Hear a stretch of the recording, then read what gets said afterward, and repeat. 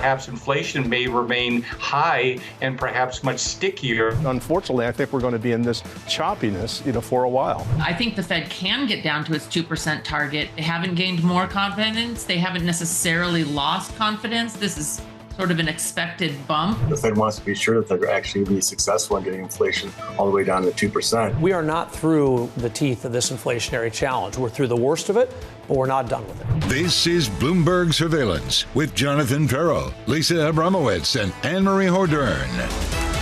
How is it Friday already? Let's get you to the weekend. Live from New York City this morning. Good morning for our audience worldwide. This is Bloomberg Surveillance. Your equity market on the S&P 500 positive by 0.15%. What a week. Full of data. Upside surprise on CPI. Up surprise on PPI. And arguably pushing back those rate cut calls even more. Bank of America, Mr. Hartnett over at B of A, talking about Goldie shocks, saying that we've gone from Goldilocks to stagflation in just a couple of months. And this is going to be the debate. Right now, it's hard to see stagflation priced into certain risk assets. That said, this is the fear, especially because we've gotten two straight hot inflation reads at the same time that retail sales are causing some real concern that maybe the consumer is just getting a little bit too stretched. It's been a weird one, though, Bramo, when you think about the equity market reaction to the data that we've seen. Hot CPI print, and I think equities were up on Tuesday by more than 1%. We were down about a third of 1% on the S&P 500 yesterday on hot PPI. Even though we've had the reaction in bond yields up, equities have been pretty steady through all of it. Because it's good news is good news and bad news is good news. Because ultimately, if the Fed cuts rates more because of this idea of stagflation, or the idea in particular of weaker growth, that's going to be positive for equities. And if you get a resilient economy, that's going to be positive for equities too. This is going to be the challenge. If it is stagflationary shock, that is going to be a massive problem. Right now, a lot of people are not counting on that. When I bring that up with people, they're like, oh, stop it, get off of that kind of, catastrophic thought process. And ultimately, they might be right, but we aren't seeing that baked into price action. Well, we've talked about deflation. Let's talk about the stag, which is the retail sales part of the data puzzle from yesterday. Retail sales coming in weak for a second consecutive month. This is what Bank of America had to say.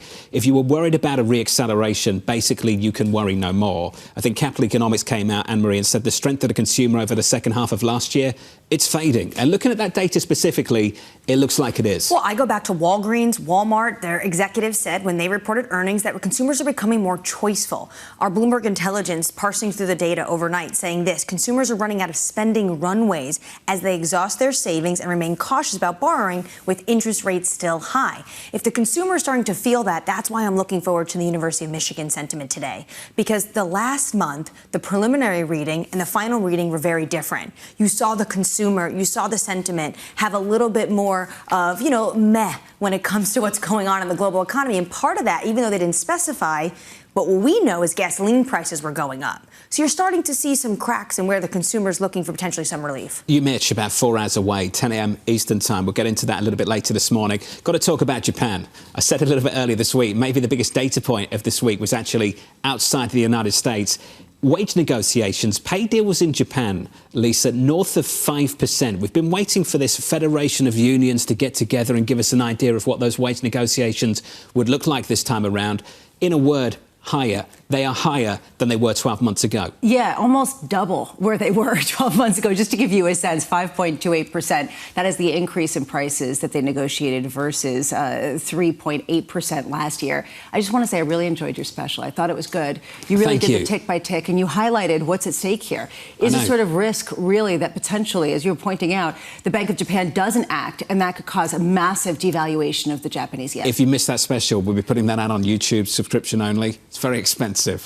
Did you actually watch that? Thank you. Yeah, it was actually excellent. People are going to mail in and ask in, there's no special. It didn't happen. At what, 2 a.m. last night? Let's get to the price action. Equities right now on the S&P 500 looks like this. Equity futures on the S&P positive by 0.2%. Yields are lower by a single basis point. On a 10-year, 427.66. The euro a little stronger, 108.99. One thing that we did see yesterday was the dollar stronger, Lisa, against everything in G10. Well, honestly, take a look at the flows. I was really blown away by the flows. We saw the highest flows into equities going back to 2021 in the U.S. The flows are all going into the U.S. across the board, whether it's stocks or bonds. This relates to the dollar. Don't worry, I'm getting there. Sure. But this, to me, is really the point, is that everyone's buying the U.S. exceptionalism story. Around the world, everyone is plowing their cash into the United States because where else are you going to go? Ultimately, it's heads they win, tails you lose, and that's what everyone's buying into. So, of course, the dollar's going to feel that just a touch as people try to game that out. DXY just about unchanged this Friday morning. Coming up this hour, looking ahead to the next 60 minutes, John Stolfus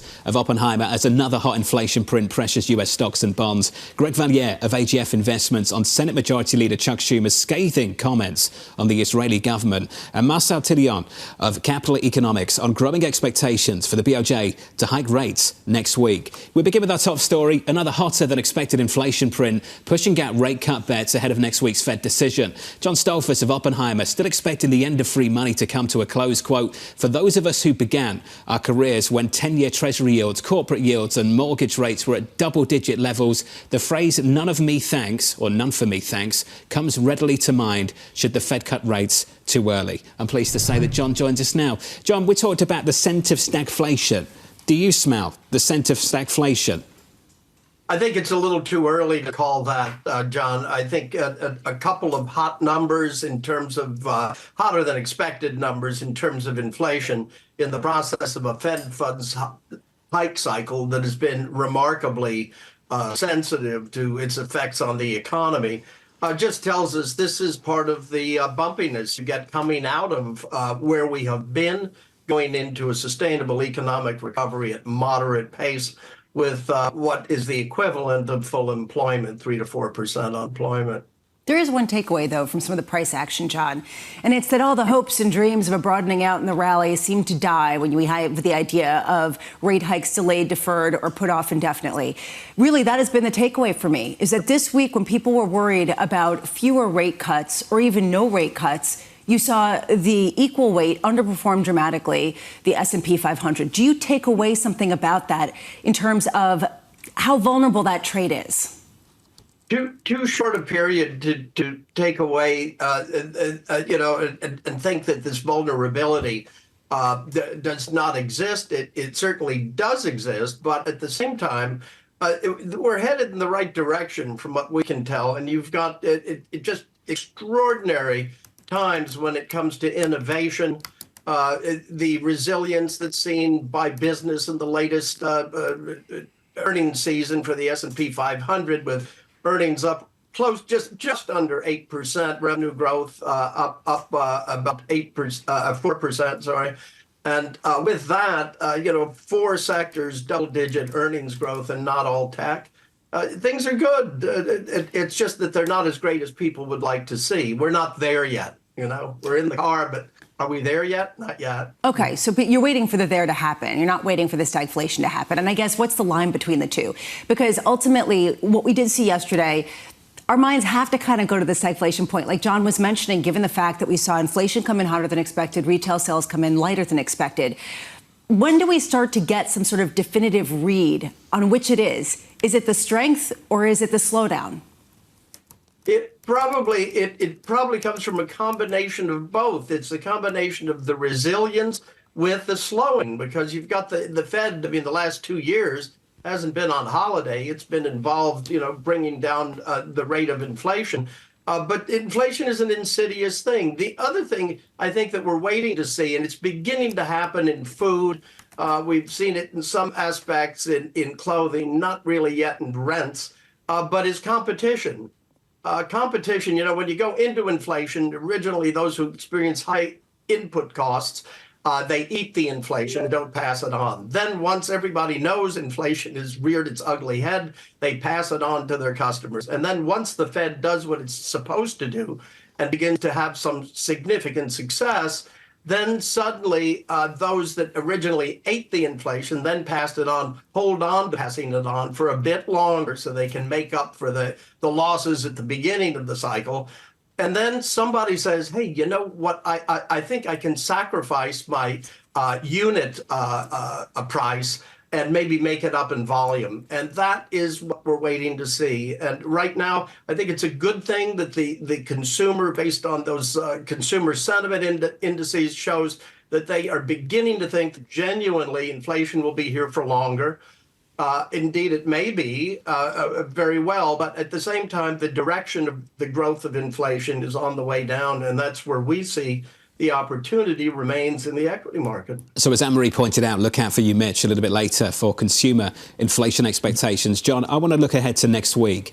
A risk factor in the near term, and you could talk to me about how big a risk this is if that median dot in the Fed projections comes down from 3 to 2. Is that a big deal to you, given that this market has gone from 7 to 3 and equities are still close to all-time highs? I don't think it's a really big deal. I think it's not just the Fed's heart is in the right place, but the general tone of Fed speak is very much aware of what is going on. It's into this idea, well, they won't say it, but it's going gently into that good night, in this case, in the sense that they are very sensitive to what is the essentially the mandate of the Fed, which is to produce an economy that grows at a sustainable pace without horrible inflation, with manageable rates of inflation. And then when it comes to employment, full employment as defined by somewhere between 3 and 4% unemployment. And it looks like they're doing the job. And I don't think Powell and his Fed want to have a legacy of either cutting too soon or staying at the higher levels where we are now relative to where we were before for too much longer. That said, we continue to think it's a second half of the year when we see the rate cuts happen, and we never expected the 5 to 7 that others were. We always thought it would be likely 1 to 2, perhaps 3, which is what the Fed had initially intimated towards the end of last year. You've been outspoken about that, John. I just want to finish up by talking about sectors and what you like in the equity market. I know you like cyclicals over defensives. Now, traditionally, defensives would include things like healthcare. Now, healthcare has this GLP-1 element to it, which makes it almost offensive. It's where a lot of money is going in this bull market at the moment. John, what is defensive to you? Defensive would be consumer staples, the Utes, a significant portion of healthcare outside the weight loss drugs and some of the offsets that come to that, the additional things that come with that related to perhaps what can be done against heart attacks and things like that with the same drugs. But we can't help but think that you want to be in technology, consumer discretionary, industrials, financials, and we're gaining additional exposure to materials here. And it just looks like people are looking at the world and thinking China may be having real problems that it still has to address. But the rest of the world is in a process of normalization where we're in a better situation. We're leaving the emergency status of the world economy, and in that process, moving towards a more stable environment. Now, that doesn't mean anything can happen that would counter that, okay? So you have to be diversified, and you have to know what you own, why you own it, and have right-sized expectations. You can't get too gaga over the market here. You have to be, that's why our target, we're only 1% away from our year-end target now. And people were asking us through most of the first quarter, why don't you raise your target? Well, when we started out in December, we were indicating 13% upside. We just didn't realize how fast we were going to move. John, to that point, are you going to upgrade your forecast? We'll have to see. Lisa, I'm looking at all the stuff you're looking at, and John's looking at, and when I think of it, we've got to give it consideration. But I must say, from where we're sitting here today, it would seem like the likelihood of being forced to raise might be necessary after all these bears have suddenly gotten onto the bull case. But some of these guys are talking out of both sides of their mouth, stagflation. But don't say. Other people within their group saying, oh, it's going to go higher. I don't know. I try to avoid the noise, separate the signal from the noise. Hey, John, appreciate your time. I think that was a diplomatic way of dancing around that question and answering yes, maybe, perhaps at some point in the next couple of days. It may be absolutely, definitely possible. I mean, they're only 1% away from the target, and it's not exactly like he's saying that the market's going to crash. Yeah, 5,200 used to be really bullish. 5,300 used to be super bullish, and 5,400 was just like, whoa, what are these guys on? And here we are now, just around those levels. So when do we start to get to 5,600, 5,700? I mean, how much of what's underpinning the bullishness is just simply, if things are bad, the Fed's going to cut rates, and they've got a lot of ammunition to do so. if things are good, things are good. And so you can't lose. That's the challenge this morning. After the CPI and PPI prints we've had in the last couple of months, does it temper their ability to respond to adverse shocks? Negative growth. I think that's the challenge. I'm not saying we're there just yet. I think the base case is still the same. I understand where the consensus is. I just wonder how challenged that view is this morning. And how underwater this market would be for a stagflationary shock akin to what you're talking about. Equities right now positive, doing okay, up by 0.2%. Let's get you an update on stories elsewhere this morning. Here's your Bloomberg Brief with Yahara Hackers. Hey, Yahara. Hi, John. The Chinese government is calling on electrical vehicle makers, including BYD and Geely, to sharply increase their purchases from local auto chip makers. It's part of a campaign to reduce reliance on Western imports and boost China's domestic semiconductor industry. This follows efforts by the U.S. to curb Chinese chip technology. Copper surging to an 11-month high. It rallied to $9,000 a ton today on bets that a pickup in global manufacturing activity will push up demand for industrial commodities. The metal, seen as a bellwether of the global economy, has surged this week as investors warm to the idea the worst of a global downturn is behind us. And Bitcoin is retreating from its latest record high amid an intensifying debate about whether the bull run in cryptocurrencies has reached a bubble. It reached an all-time high of almost $74,000 earlier this week.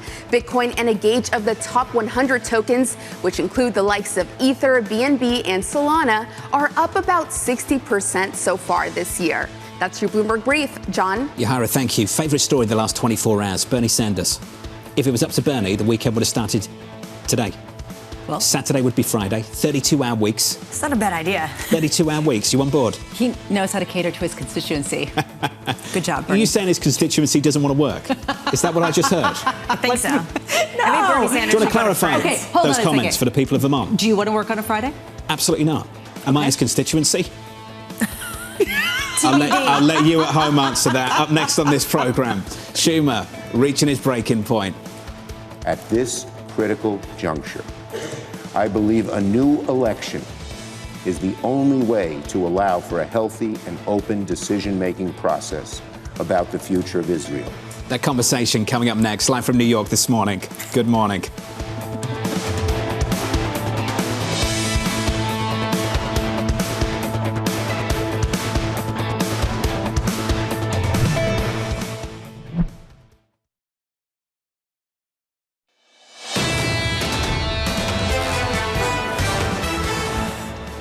Stocks around all-time highs. Equities pushing higher by 0.16%. Pretty phenomenal yesterday to see another hot inflation print in this equity market down not even a third of 1%. Yields have been climbing higher all week. Monday, Tuesday, Wednesday, Thursday. This morning, a little bit lower, down a basis point. 428 on a US 10-year.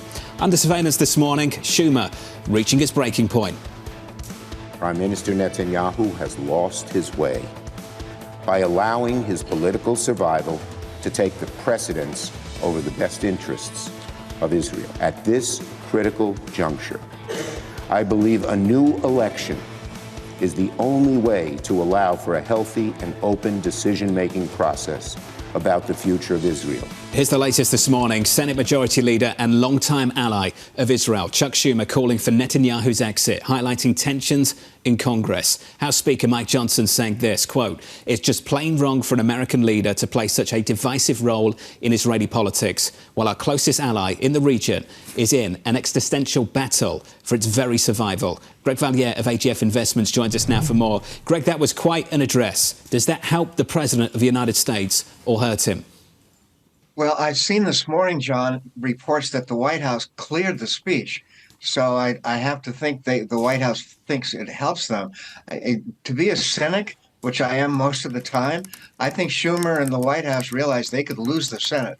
You know, Larry Hogan running from Maryland, it makes it even tougher for the Democrats to hold on to the Senate. So I think the speech was designed to give cover to people who are critical of Israel, and they can now be even more critical and say, well, Chuck Schumer is as well. We heard from we got the annual threat assessment this week, and Netanyahu was named in it, talking about his viability as a leader as well as his governing coalition. So was it appropriate for Schumer to come out and say this, given the fact that this has been widely broadcast already? Yeah, why say what is fairly obvious? I fully agree. And I think that by saying it, he brings out a lot of Republican critics who say, you guys, the Democrats, talk about meddling in our elections, and we're meddling in other people's elections. Is this a pathway for Congress to talk about strings attached when it comes to Israeli aid? Yeah, I think that's a great point. So you look, first of all, at Ukraine, and things have started to move. Mike Johnson, the Speaker of the House, has indicated yesterday that he would move a Ukrainian aid bill, but there would be different things tied to it. Maybe it would be a loan. Maybe it would be lend-lease. Maybe it wouldn't be the full $60 billion. So I think we've now gotten into the premise that the provisions in an Israeli bill or a Ukrainian bill may get changed. Well, we've heard loan before. That was what was voted by former President Donald Trump. So we have still that supplemental waiting, as well as the remainder of those appropriation bills to fund the government by March 22nd. Will those bills get done? I think things are starting to move. Hard to believe, but we've done 6 of the 12 spending bills, and it looks like of the remaining 6, 5 are almost done. That leaves obviously the most contentious one of all. That's Homeland Security, the border, stuff like that. But if we've got now 11 out of the 12, that ain't bad. And I do think that we'll be done well before that April 30th deadline. If they don't get something by April 30th, there's an across-the-board cut, which nobody wants, especially the defense industry. So I do see some progress now, and once the progress becomes more obvious, they can move on to Ukraine and Israel. That's where the progress is. I want to just go back to one story that we've been talking about all week, which is the heavy lifting of national security and TikTok and all of the discussion around that. And I just want to get your take. Progress maybe on the defense spending and some of these bills. Do you see anything in some of the TikTok proposals that look viable in the near term at all? Well, we'll see how much money Mnuchin has. He's got a lot of money. I'm not sure he's got enough money to buy TikTok. Maybe John has enough money to buy TikTok. But I would say that's going to be a heavy lift. I don't think Mnuchin alone can do it. He's going to have to put together a consortium. But suddenly the idea of buying TikTok is on the table. Greg, if I can put together some money, there's a club in the north of Italy that I want to buy. Never mind TikTok. Greg Valliere of AGF Investments. Thank you, Greg. I think TikTok has been really smart about how they've dealt with this. They always frame this as a potential ban. They don't even entertain the other part of the bill that talks about a divestiture, a forced sale. They won't even go there. And they know how that's going to play in this country. A lot of Americans don't like the idea of something being banned, particularly where it's a place where they can express themselves freely. So that's going to play well. Then they talk about commerce, how this is going to hurt business and individuals' livelihoods. Again, that's going to start to play well. They're pretty playing. I have to say, China is very good. I've always thought this. China is very good at playing the game in the West, in the United States. We'll explore everything legally, and they will. This is going to drag out. And then they start to push the buttons in society in a pretty effective way as well. Well, also when it comes to TikTok, they put a tremendous amount of money behind this in the lobbying camp. $8 million just last year alone. And to your point about a ban, they constantly do this as a tactic. They want Americans to feel, especially the youth that spend 90 minutes a day on this almost, they want them to feel like this is going to be banned. And Senator Warner yesterday, head of that Senate Intel Committee, was on Bloomberg, and he said, we need to make sure this is not a ban. We don't want it to be banned. We want someone to buy it. I did a sophisticated social survey last night at the dinner table, and it was very successful. And I said to them, how do you feel about the fact that potentially the Chinese government could be seeing what you do? And one of the survey participants said to me that, he felt like it would be ridiculous for him to look at the stupid videos that he watches, and that why would the government care about that? And I said, well, you don't know what the messages are or what else could be thrown in there. And he looked at me like I'm crazy. And I mean, maybe that's how survey participants are. But I'm just saying that, it doesn't resonate at all. No. And we know China's position is dripping in hypocrisy. But ultimately, to your point, this is where we are. Equities right now on the S&P 500 positive by 0.2%. Coming up, Marcel Tillion of Capital Economics with expectations growing for the BOJ to hike next week. Live from New York, this is Bloomberg.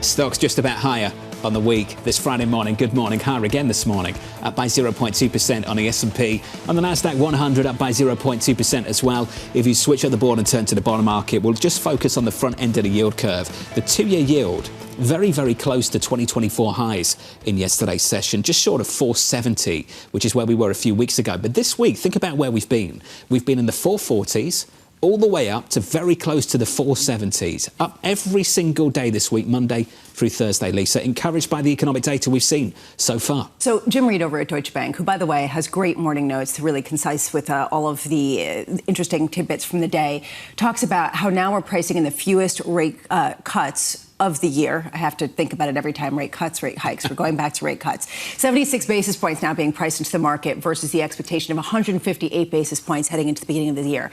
Massive repricing. Where is it? Where is it showing up? Why do people not care on this particular level? And this really ultimately, you raised it well. Stagflation will be the circuit breaker. We're not there yet. But you set up my next board. This is where it maybe is. Commodities. Brent crude, WTI yesterday, rally. WTI back in the 80s, so we've got crude near the highs of the year. Copper on the London Metal Exchange, very close to 9K right now, through that level in the last 24 hours, highest in 11 months. This is what Katie Kaminsky of Alpha Simplex said look out for earlier this week. Are we starting to see that emerge in the commodity market? And it's double-pronged, right? Because on one hand, you're seeing it in the commodity market with the idea of potentially supplies not offsetting some of the increasing demand.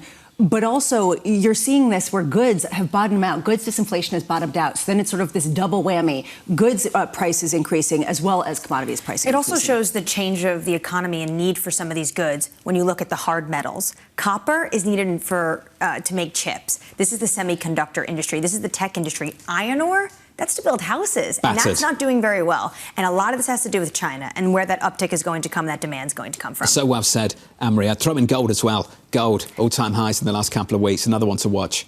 Yeah, I can't explain. Yeah, my jeweler told me, no gold right now. You got to wait, Don't you think Annmarie. that gold is part of the copper, part of the crude story, though? Isn't that starting to line up quite nicely? Can we throw in cocoa as well? Maybe we can. Can we throw in cocoa too?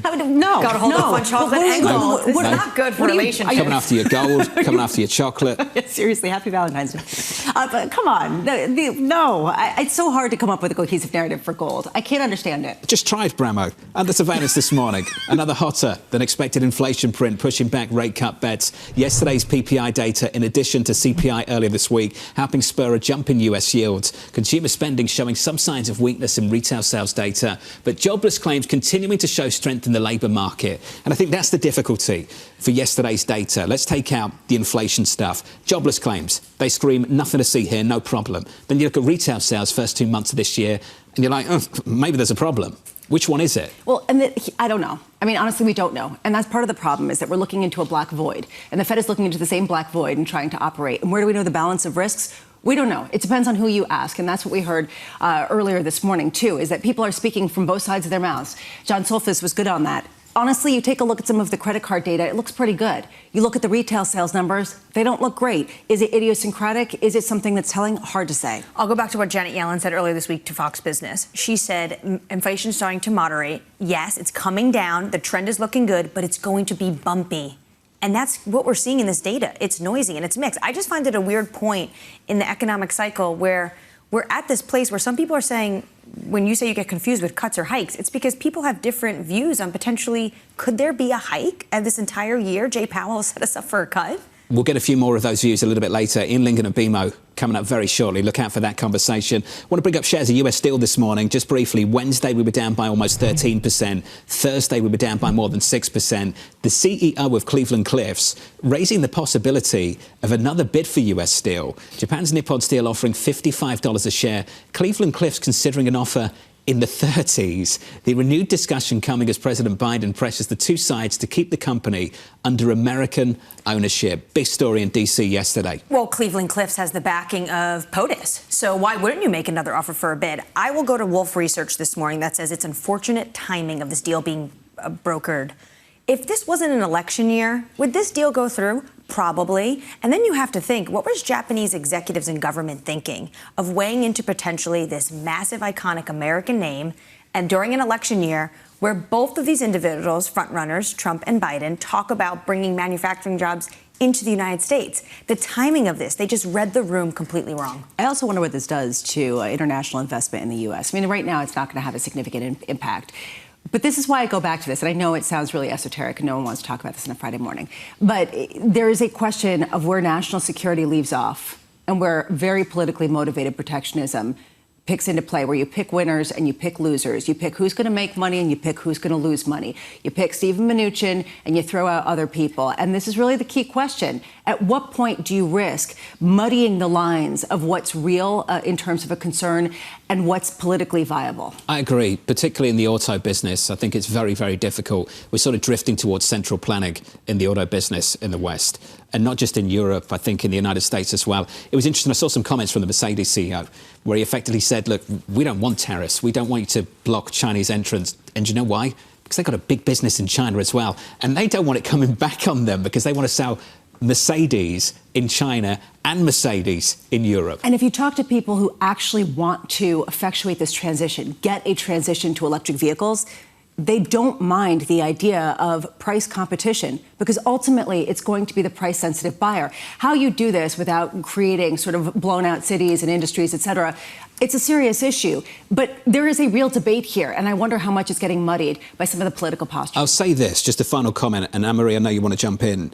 Central planning so far has failed. The market has won because the market is screaming right now, hybrids. And that's where Toyota is and where others that have been pushed by the government to invest huge amounts of money into going towards EV have to face the reality that the timeline, the destination might not have changed, but the time to get there has certainly been lengthened out over the last few months. Well, this is what John Kerry said to us in Davos. It's not a light switch. This is a transition that is going to take years, if not decades. But going back to China and this idea of what Mercedes had to say, we don't want to be able to be ostracized from the Chinese market. Already we're seeing a tit for tat. Bloomberg scoop overnight. China is urging their EV makers to only use China semiconductors. They want to make sure that they're building their own wall around the Chinese industrial. They're putting a lot of money into building out that market, that's for sure. I promised the data on this on Japan. If you are just joining us, big story out of Japan. The largest union group announcing the biggest hike in wages in 3 decades. Workers are set to get raises of 5.28% versus the 3.8% expected.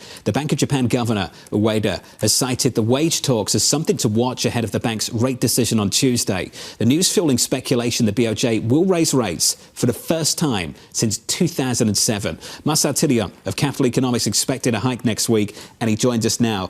Marcel, great to catch up with you, sir.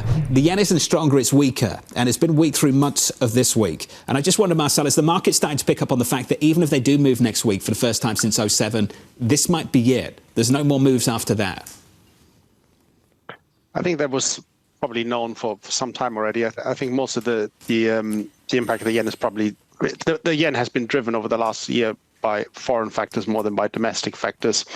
But you're certainly right that this is probably, in our opinion, is going to be a one-off simply because inflation is coming down, it's trending lower, and this year is probably going to be the high watermark for wage increases. The way the unions operate in Japan is they tend to factor in inflation the previous year, which was very strong at a 30-year high, which is why we're now getting the 30-year high in wage growth. But with inflation now coming down, unions will push for smaller pay hikes next year, and that will take further heat out of the inflation cycle. Marcel, why is there a different approach to wage growth in Japan compared to wage growth in Europe and the United States? In Europe, it was seen as a problem. In Japan, it's almost seen as the solution, the start of a virtuous cycle of something they've been fighting for a long, long time. Where does that difference in attitude come from? Well, it relates back to the post-bubble period. I mean, the lost 2 decades where Japan suffered deflation. I mean, that has left deep scars on corporate executives. A lot of firms had to pay back debt for years, some for decades.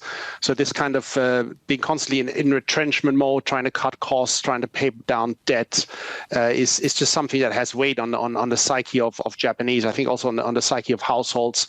It's still the case that if you ask households, a lot of households say that their wages are falling even when they're actually rising, and I don't think it's good for consumer spending and consumer confidence. It's certainly holding back confidence in the economy and maybe also business investment within Japan. Marcel, how big would the shock be to the dollar yen if the Bank of Japan does not hike rates at next week's meeting? I don't think there'll be a big shock. I mean, the analyst consensus is still actually that they will wait until April. The argument there is that they will get another Tankan survey, so the quarterly business survey, as well as some reports from the regional BOJ offices across the country that will allow them to judge more the conditions on the ground. I mean, one problem with the wage negotiations is that they only cover 16% of workers. So there's still a question mark about how much are smaller firms which don't participate in those talks, how much are they raising their wages? And that is something that can only be gathered on the ground. There's not much statistical data that allows to answer that question. Hey, Marcel, great to catch up with you, sir. Thanks for joining us late into the evening in Singapore before your weekend. We appreciate it. Marcel Tillion there of Capital Economics, looking for a rate hike next week. You're on the money with that question. I think it's an important one. There is a risk in the FX market the yen gets away from them if they don't hike next week. Now, maybe it's too soon to say they've got to do it this month and perhaps they've got time to do it the following month. But, Lisa, I think that's what a lot of people are thinking about in foreign exchange. What we are hearing from note after note, TD Securities coming out this morning and basically saying they're changing their view from an April rate hike to one at next week's meeting. Essentially, they can't ignore the window they're being given. If they do, what does that say? And how much could that roil a yen that's basically banking on this? To me, that's the biggest risk case at this point. It's not them actually making a move. We'll throw that question to Elsa Linios of RBC. She's up next in just a moment. Equity futures elsewhere on the S&P 500 positive by 0.25%. Let's get you an update on stories this morning. Here is your Bloomberg Brief with Yahara Hakez. Hey, Yahara. Hi, John. Hamas has proposed what it's calling a comprehensive ceasefire deal in a bid to move forward talks with Israel. Reuters reporting the plan would see the freeing of hostages, including Israeli women, children, the elderly, and those who are ill. This in exchange for the release of up to 1,000 Palestinian prisoners. Israeli Prime Minister Benjamin Netanyahu says the militant group is still making unrealistic demands. The country's war cabinet is expected to discuss the matter today. Voting is underway in Russia in an election that is all but certain to extend Vladimir Putin's rule by 6 more years. It comes as the war in Ukraine enters its 3rd year and amid a crackdown on media and rights groups. Putin is virtually unchallenged, with his political opponents either in jail or in exile. 3 other candidates on the ballot are low-profile politicians from token opposition parties that toe the Kremlin's line. A mishap with the cockpit seat may have been responsible for the mid-air plunge of a LATAM flight earlier this week. The Wall Street Journal reporting a flight attendant serving a meal to the pilot hit a switch on the seat, thrusting the pilot into the controls and pushing down the aircraft's nose. Boeing told the Journal it's in contact with LATAM Airlines and is helping with the investigation. That's your Bloomberg Brief. John? Yahara, thank you. No. Up next, this week's data making a case for the Fed to push back rate cuts. We do have forecasts of the PCE. And there, if you look at the core, once again, I see forecasts that reinforce the comments I was making earlier on a steady glide path down to numbers that are closer to their target. That conversation up next, live from New York. This is Bloomberg.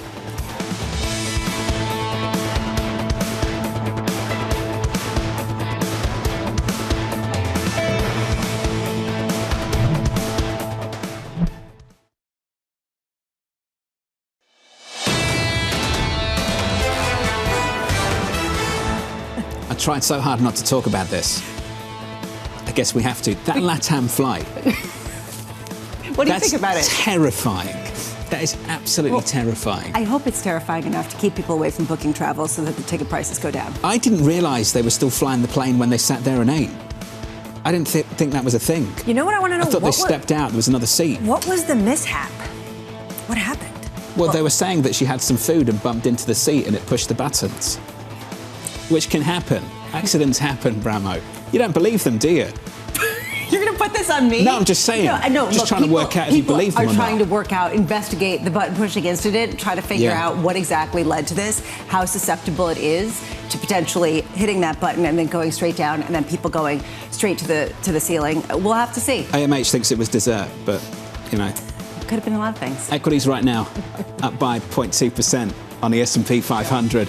In the bond market, yield to lower by a single basis point, 426.46. It's dangerous, seriously. Oh, yeah, big time. Under surveillance this morning, this week's data making a case for the Fed to push back cuts. we do have forecasts of the PCE. And there, if you look at the core, once again, I see forecasts, including the Fed's own, that reinforce the comments I was making earlier on a steady glide path down to numbers that are closer to their target. Now, exactly how that proceeds and how they process that in their monetary policy transmission mechanism brain, that's up to them. Here's the latest, if you followed that. PPI and jobless claim data out supporting signs that inflation may be more persistent than thought, indicating the Fed may delay cutting rates ahead of next week's meeting. Asalinios of RBC Capital Markets writing this. The probability of a March cut remains close to zero. A June cut remains a near certainty, and overall 2024 cut pricing has not moved by much. For dollar to break higher, we'd need to see re-acceleration in inflation and/or a bigger non-US risk of shock. Asalinios joins us now for more. Alsa, fantastic to hear from you. Let's just talk about what we've heard this week and whether it smells like stagflation, particularly the weak retail sales print we got and the hotter than expected PPI. How would you frame that data? Look, I think if you look at the momentum in the US data and also economic surprises, they've certainly been weaker in recent weeks on the activity side. And then, as you say, on the inflation side, a little bit firmer.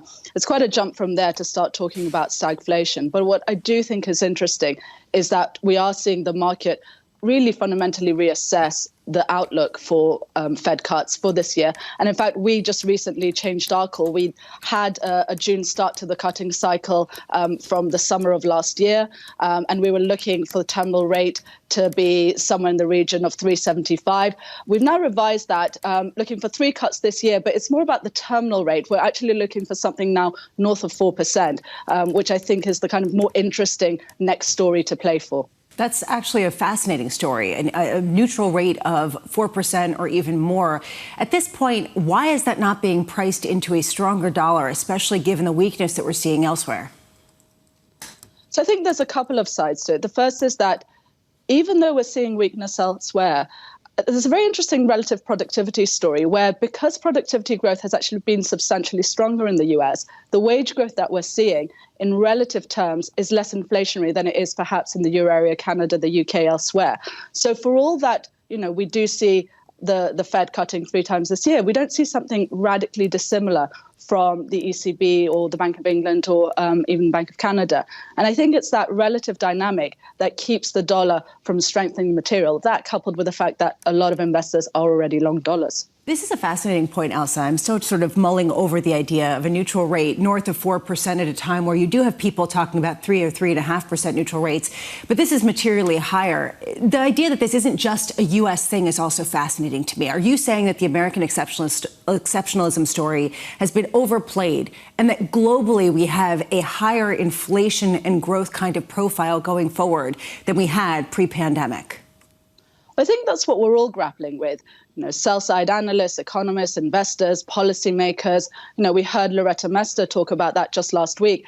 She's thinking about raising her long-term dot. And I think it's because we're kind of grappling with how the economy evolves post-pandemic. But I do think there is a difference between the US and the rest of the world. And I come back again to that notion of relative productivity growth, because all else equal, it does suggest that the neutral rate perhaps is a little bit higher in the US than it would be elsewhere if productivity growth is indeed that much stronger. So, Elsa, what everyone would love in foreign exchange, they'd always love this, that big, fat directional trade and some central bank divergence. Elsa, where can we find that, playing it up against Japan, against something else? Is it Japan versus Europe? How do I play that trade?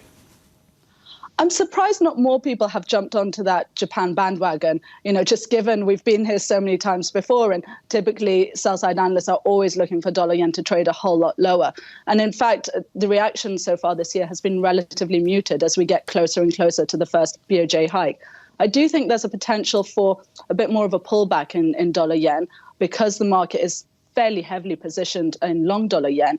But my core view on dollar yen hasn't really changed, which is that unless you're going to be seeing the Fed materially cutting rates, even a few hikes from the Central Bank of Japan are not going to change the hedging dynamic for domestic Japanese investors. So pull back in dollar yen perhaps as we get the hike, but that's probably a buying opportunity for a move back up to 150 by the end of the year. Lisa answered an important question just moments ago. I want to repeat it if I can.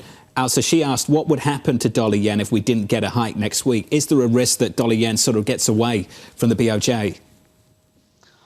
I mean, at this stage, there are a number of people who think maybe they don't go in March, they just end yield curve control, but they go in April. You know, given the news we've had coming out on the wage front and the emphasis that Japanese officials have placed on wages, it does seem very likely that sooner or later, by the middle of this year, certainly by the time that all the other DM central banks are cutting in June, seems very, very likely Japan will have hiked rates. So, Elsa, are we talking about a meandering year where there really isn't clear directional trades that shift from what we've been seeing, given the fact that a move by the Bank of Japan, the Fed, ECB and the Fed kind of on the same page? It seems like we're back in this muddle that people have been kind of lamenting for the past couple of months.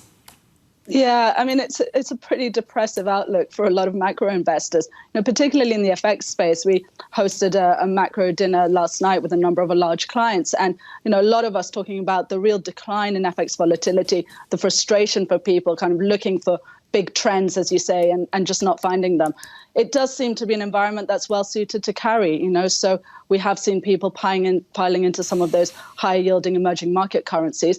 From my perspective, I'd still be thinking a little bit more cautiously as to how you fund those, you know, not defaulting to certainly not short dollars or even short yen, short Swiss, but using some other low yielding options, relatively low yielding options like, say, Aussie or even CAD. So before you go then, what is your favourite trade? What do you really like at the moment? So it has to be some form of a carry trade. We have been looking at short Aussie MEX for some time. The carry in MEX still works well, but actually increasingly prefer Brazil over MEX. And again, you know, you'd opt to fund that with a lower yielding commodity currency rather than dollar or euro.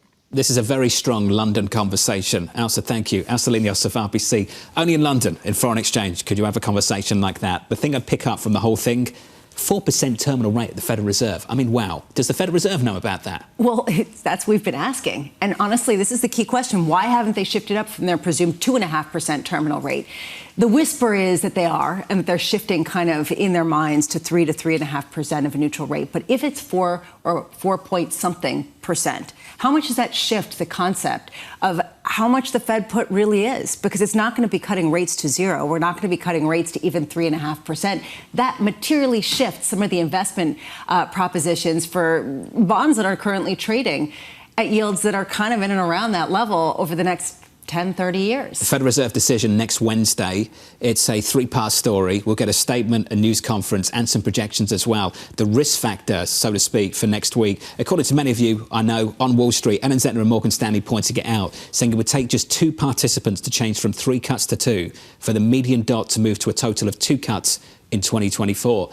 And regardless of how many you think it is, I think we could all agree on the direction, which is something you've been talking about. And it's fewer, not more, than what you were looking for at the start of the year. Which is the reason why it's compelling that it's not really taking a toll that much on equity markets or even on credit markets. Does it just matter whether or not they cut? And it doesn't really matter how many times. Is that really valid?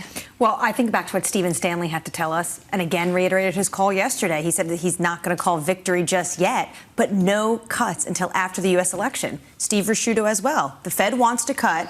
The data isn't there. Stephen Stanley, I find that so interesting. They're going to wait until after the election. No one else is on board with that. And when I hear calls like 100 basis points, they start in June. Well, they're going to cut 100 basis points going into the US election later this year. That's quite a call. You know, I'm struggling with all of the Fed prognostications because, again, that crystal ball is looking like it's cracked and cloudy and very difficult for everybody. They don't know. They want to cut. And the problem is the data's not cooperating. June just feels stale and highly convenient because it's kind of near enough to say we still expect rate cuts and not much has changed, but it's far enough out to say that things are going to change between now and then and that will give the face to cut interest rates. It just feels really stale based on the data we've seen so far this year. I love that. You said that yesterday. I thought it was absolutely bang on, that basically we're dealing with people who are just trying to push out the timeline before they get some conviction. And right now we're not getting any conviction.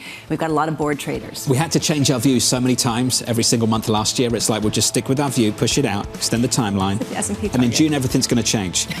Coming up next, Sarah Hunt of Alpine Saxon Woods, Michael Shepard of Bloomberg News, Dan Ives of Wedbush, Ian Lingen of BMO Capital Markets. The second hour of Bloomberg Surveillance up next.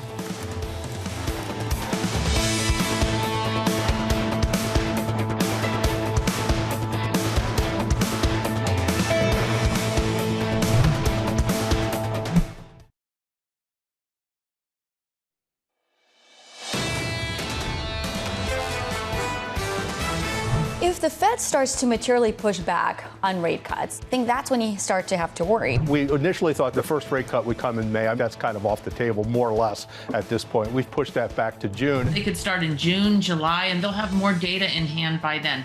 They are not in a rush. You can live with slightly less easing by the Fed if it's happening in the context of a strong economy and strong earnings. We are not in a recession nor on the edge of it. And we don't see the normal indicators yet that would suggest a meaningfully weakening economy. This is Bloomberg Surveillance with Jonathan Ferro, Lisa Abramowicz, and Annmarie Hordern. The stock market up on a session, up on a week. Equity futures positive by 0.2%.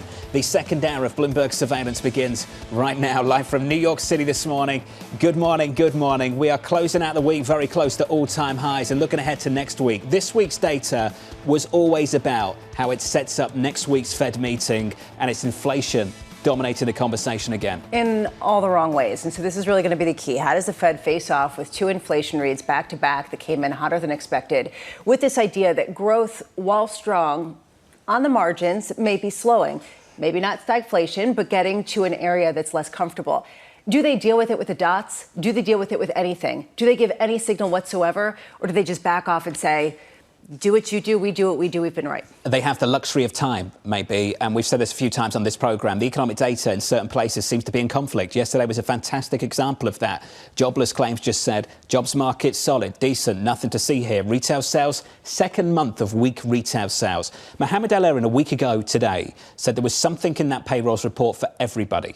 It was ambiguous. There was something in that data yesterday for everybody. For sure. Across the board, when it comes to the data, you can extrapolate and decide which way that fits with your thesis. The Fed meets next week, but more interesting is what they have to wait for. Maybe this gives them an easy excuse. This isn't the inflation indicator we look at. We need to wait for PCE. So for me, it's going to be about the end of the month, March 29th. What does the PCE say? And Ian Shepardson is basically saying the core PCE advancing 0.4%. When rounded, that's basically January's print. Well, to me, and you're right, my issue is there is one conclusive point that you can take from all the data.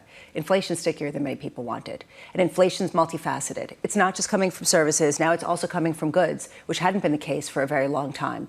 How much are we looking at some sort of reinflation coming from commodities, as you pointed out earlier, John, and also from this idea that people are shifting back to buying stuff after, kind of boycotting it for the services for a while? Let's go through commodities. I'll list three of them. Copper, back through 9K, a little bit earlier. Back through 9K, highest in 11 months. Crude, back in the 80s in the last 24 hours, highs of the year. Gold, in the last week or so, all-time highs on gold. You look across the commodity market, starting to see it across the board. Yeah, you're starting to see an uptick. Actually, that is why the University of Michigan sentiment last month, which we're going to get today, you saw people have their sentiment start to crack because likely higher gasoline prices. What you're seeing is oil is the IEA, though, came out and they see a supply deficit through 2024. OPEC is still holding back on some of these cuts. At some point, they're going to have to come in with a little bit more supply. Did you get the call from you, Mitch? Yeah. Still waiting for the call.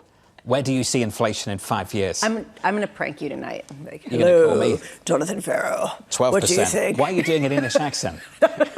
No, maybe they're trying to tailor it. I'm not sure that's going to fool me. You don't think so? No. Hello, I'm calling from the University of Michigan survey. No. What do you think? I'm going to still answer. I'd play along with you, just to practice. Okay. Equities right now on the S&P 500, positive by 0.2% on the S&P. I really still don't know what I think about that data, but okay. I know, but we do it anyway. Sure. In the bond market, yields are lower by a single basis point, 427.66. Do you remember the Fed made a move on you, Mitch? That was sealed the deal. Oh, yeah, because it was basically expectations for inflation picking up. Isn't that when they messaged WikiLeaks over at the Wall Street Journal and said we're going to do an emergency hike? Yeah, exactly. Although I will say, expect something surprising this particular read, because typically it tracks oil prices pretty closely, gasoline prices, and gasoline prices have been going up. So expect some deterioration there. And in the last month, individuals, part of the survey, saw inflation 3%. That was up from January of 2.9%. So it's tiny, but people's expectations of inflation are rising. You, Mitch, 3 hours away. Equities right now on the S&P firmer by 0.2%. Coming up this hour, Sarah Hunt of Alpine Saxon Woods as another hotter than expected inflation print pushes out rate cut bets. Dan Ives of Wedbush ahead of Nvidia's AI conference, and Ian Lingen of BMO on why he sees hints of stagflation. Looking forward to that. We begin with our top story. Treasuries holding steady after selling off on the heels of another hotter than expected inflation print. 10-year yields on pace for their biggest weekly rise since October as investors push out rate cut estimates ahead of next week's Fed meeting. Sarah Hunt of Alpine Sachs and Woods writing this. There is a tension between the idea that not cutting rates means financial conditions will passively tighten if inflation continues to wend its way lower, and concerns that when there's enough liquidity, the conditions are still too loose. Sarah, I'm pleased to say, joins us now. Sarah, what do you think of that data? PPI, upside surprise, CPI, upside surprise. How does it change next week's Fed meeting? It's going to be interesting because I agree with the guests that you've had on earlier and what you guys have been talking about. The Fed wants to cut, right? They're looking for an excuse to cut because they don't want to get to the point where they're passively tightening as opposed to, they don't want that to happen. But I think that this data does not give them any help in that. They could just sort of ignore it and say, well, yes, we're looking at other things, to your point, Annmarie, that, we're going to look for the PCE, we're not using this. But I think that it makes it a little bit tougher for them to do it on the time frame that they were looking at. If this had been a more benign number, I think you would have seen that May call come back. And I don't think anyone was looking for anything in March. So they may just not say a whole lot about it, but we'll see. It's going to be interesting to see what they say. Should jobless claims make them comfortable, or should retail sales make them uncomfortable? Yes. Yes to both? Yes to both. And that's the problem, right? Because we keep getting these different pieces. The labor market has stayed stronger. In December when they pivoted, one of the things that Chair Powell said was, we now see the risks as being balanced between inflation and the labor market. Whereas before that, everybody was like, they're going to try to kill the labor market. So I think that the fact that we are seeing still good labor, they really don't want to put the country into a bad labor market. They don't want to do that. So that's going to be helpful. But it's just, the other data was just not that great. It strikes me in some of my conversations that just hypothetically, some people might be very bored with the muddle because it's been the muddle for quite a while. What does a bored trader do, given the fact that we've got a lot of them? Well, they probably take out too many leveraged bets that come back to bite them. I don't know. This is the problem of having the non-directional. You were asking earlier on the FX trade, like someone's looking for a big directional trade. We have these little incremental moves where the moves are incremental, but the zeitgeist swings from, oh my God, we're going into a recession, to, oh, the economy is so great, we don't have to cut rates. There's been a lot of moving back and forth, but it's the same from the same two places. And that does tend to get people, you can't quite figure out what's going on. If people are not worried about rate cuts being pushed out because the economy is good, well, that's great for the market. If they're worried that they're getting pushed out because inflation is bad, that's bad for the market. People are so spoiled. The fact that people are bored. We've just had an all-time high in Japan, haven't seen one since 1989. We've had records in Europe, records stateside. We've got two huge bull markets taking place, one in AI, another in GLP-1s.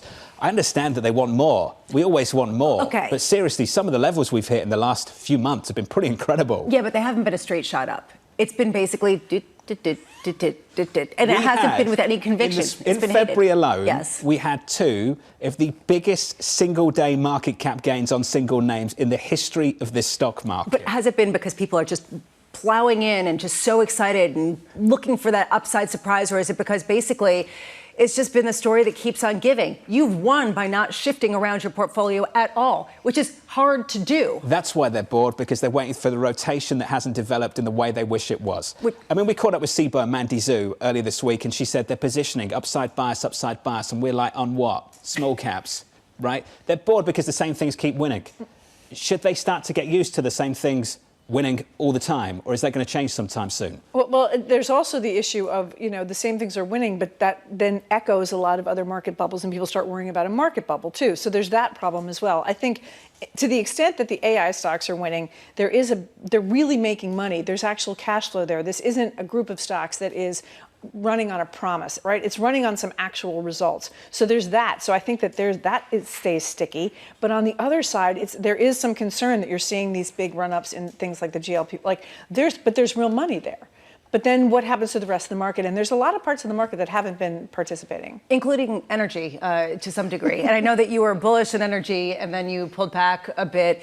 We're seeing this rally, though, that's pretty persistent. We're seeing oil prices at the highest levels going back to November, and this idea that maybe supply can't keep up finally with demand after a pretty strong run. Have you shifted your view on energy? Well, to your point also earlier, there is still excess supply out there, right? Because there's still being oil held off the market. The question is, it's moved up, and it's moved up in a quiet way. So the stocks haven't really caught up. So there's value in that trade right now. The question becomes, does this problem that's going on with transportation, because it's still a problem, they're still seeing that issue going through, does that change? Because if it doesn't change, then you can see tighter markets, and you're seeing them right now. And that move up hasn't been a convulsive move up. It's been like that incremental, itsy bitsy spider move up. So it's kind of crazy that we're all excited potentially about a Brent crude move in the 80s, and there is literally a hot war in the Middle East, and you have Houthis still striking vessels through the Red Sea and the Gulf of Aden. I mean, how high could you see oil prices actually go, though?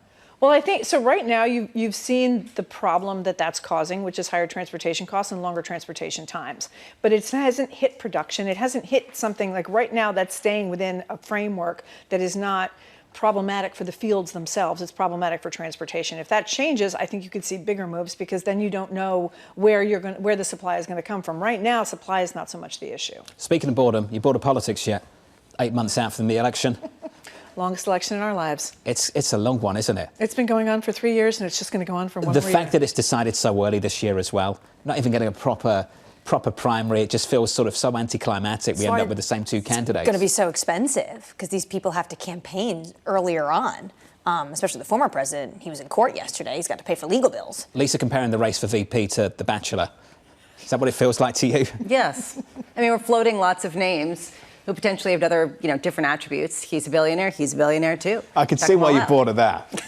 Well, not when you got Kristi Noem, the governor, coming out with hit after hit of videos. What is going on with Governor Kristi Noem of South Dakota? What is happening with her Twitter account? I'm not sure, but she seems to be doing what feels like infomercials. She's going to face some lawsuits because of this. Have you seen the latest one? Inserts for shoes.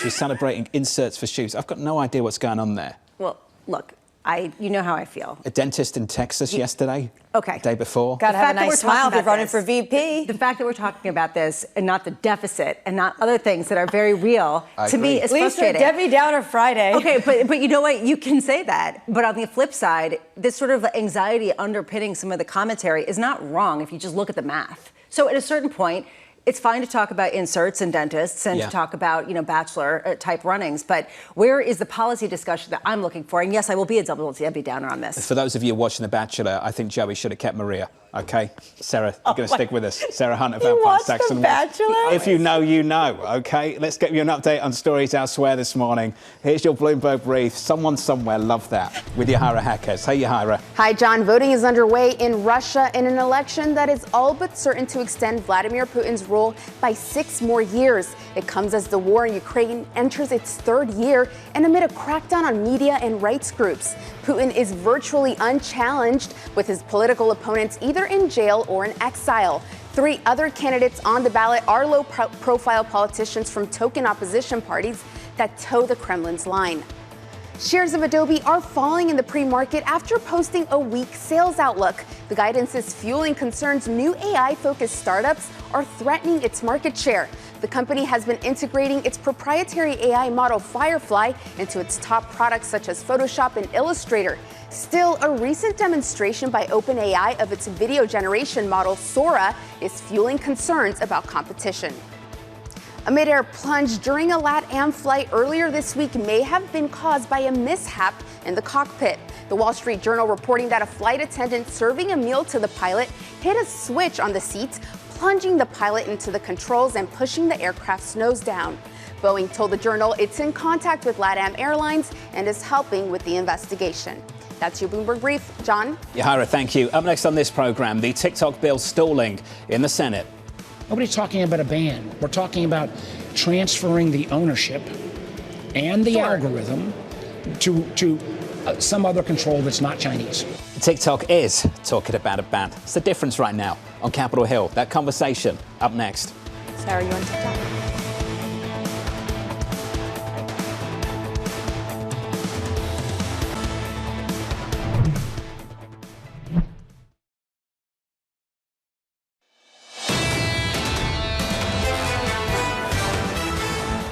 S&P 500 futures positive by 0.2%, yield to lower by a single basis point. The state of affairs this morning. Here's a snapshot of the market for you. Your 10-year yield very close to 430, 426.46. Under surveillance this morning, the TikTok bill stalling in the Senate. But I think we need to get this done. And what, again, we need to make clear is nobody's talking about a ban. We're talking about transferring the ownership and the algorithm to some other control that's not Chinese. Here's the latest this morning. The TikTok bill facing division in the Senate. Lawmakers walking back the idea of fast-tracking legislation that would force the app's parent company to sell it or face a ban. Democrat Richard Blumenthal warning the deadline to sell or shut down is too short, while Republican Ted Cruz saying the measure should face a full amendment process. Michael Shepard of Bloomberg joins us now in D.C. for more. Shep, how long is this going to take? Just a whole lot longer than we thought it would. Well, John, it could take a while. Now, when we heard the words regular order early this week coming from senators' mouths, that signaled that they were going to put this through all the paces. That includes putting it to committee, subjecting it to hearings and amendments, and a lot of intensive review, essentially rewriting it and then having to send it back to the House. Now, remember, a little bit more than a week ago, this thing was still below the surface. And the House went from 0 to 60 in almost record time. Now we're seeing the Senate slam the brakes on. They really want to proceed carefully because they also understand the consequences. This app has 170 million users nationwide, and there could be more at stake, too, especially with relations with China. Well, the FT also has exclusive reporting that it now has hit $16 billion in sales in the U.S. A lot of money is at stake here for ByteDance. What narrative is winning in Washington, though, Shep? Is it a ban or a rebrand? Well, the word that people are settling on is actually divestiture. They really would like to see the app itself. Most lawmakers would like to see the app itself survive, but without this tie and ownership related to China. They really wanted to see it emerge as a standalone American presence, separated from the Chinese parent company, ByteDance. But that is where the things get very difficult because the Chinese government has expressed some misgivings over this whole process. They think the U.S. government is barging in on private commerce in a way that it shouldn't. And they're also concerned that giving up some of the crown jewels of the company, including the algorithm, could hurt ByteDance. Overnight, China is urging EV makers to buy local chips. This is as the U.S. clash continues to deepen.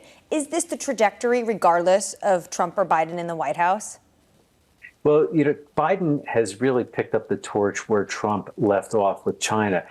He has not taken his foot off the gas when it comes to trying to contest China, the world's second largest economy, on a range of fronts. And you brought up EVs and chips, these emerging technologies. That's another one. And the current president has really put a heavy amount of focus on the question of chips and chip-making technology, seeking to restrict exports to China of some of the most exclusive and sensitive chip-making gear, for example.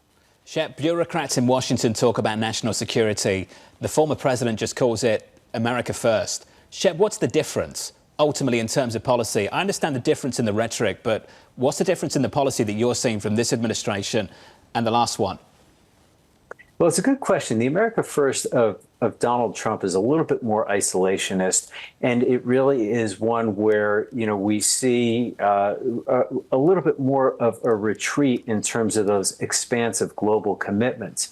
Now, one of the differences with Joe Biden, though, is that it is really mindful of those core constituencies. We saw him paying, a great deal of attention to the steel workers, for instance, in this attempt by Nippon Steel to buy U.S. steel. And that is, I guess, one way to brand it a little bit differently. But at its core, there is a fair amount of overlap. They are each trying to build American manufacturing and trying to shore up U.S. economic prowess, even if it's at the expense of some of the global relationships that we have built over the years in terms of commerce. Shep, at times it feels like he's speaking directly to the people of Pennsylvania, Michigan, Wisconsin. Do they understand the language of Washington? Is that resonating at all?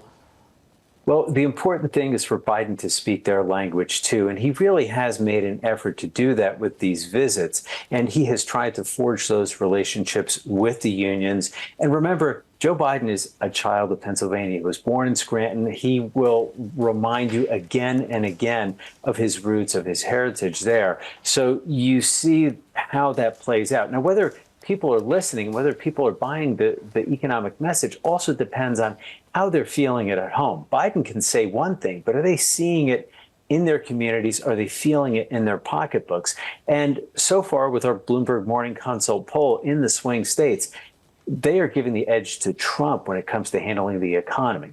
See that repeatedly. Shep, it's great to catch up with you down in Washington. Michael Shepard there of Bloomberg on the latest stories dominating the nation's capital. Sarah Hunt is back with us. Sarah, we've got these two risk events on the calendar. The Federal Reserve in June, because that's when this rate cut's going to happen now.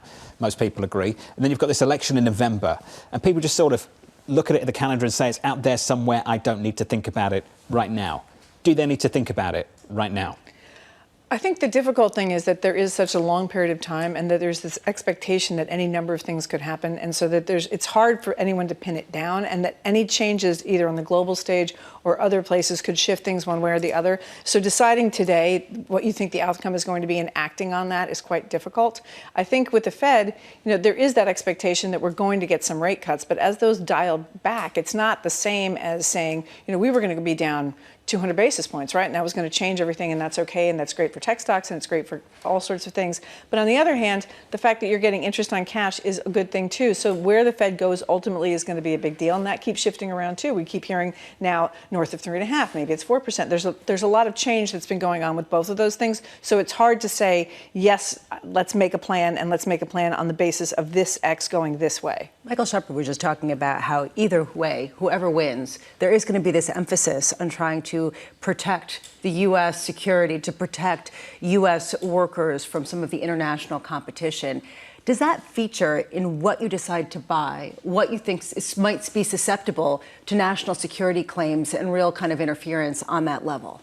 I think that really shifted from the beginning of the pandemic even to now, because the move was, for whatever reasons you want to call it, was either home shoring or onshoring or friend shoring or however you want to, whatever terminology you want to use, that says, I need to make sure that I have a decent line of sight into my supply chain wherever it is, because we've had transportation issues before. We're now seeing this issue in the Red Sea. There's all sorts of things on the international stage, and or somebody who was an ally could become less of an ally, and then all of a sudden they're going to threaten not to give me the things that I need. So I think that was already happening, and I don't think that either side of the aisle right now is pushing in the opposite direction. So I think that directionally that's going to continue. Has it happened? Because a lot of people say that it actually hasn't happened, and the whole nearshoring and friendshoring was sort of a lot of lip service that didn't really come to fruition.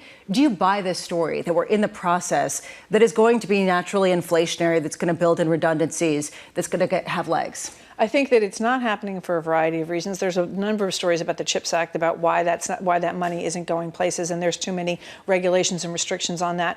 But I think from a standpoint of, I'm a corporate CEO, I want to make sure I know where my things are coming from. Is it going to be a chip plant in the U.S.? At some point, probably. But in the scheme of things, I'm going to be much more attuned to that than I was before, regardless of who ends up in the White House. How does the U.S. talk about friendshoring when they want to block a deal from a friendly ally?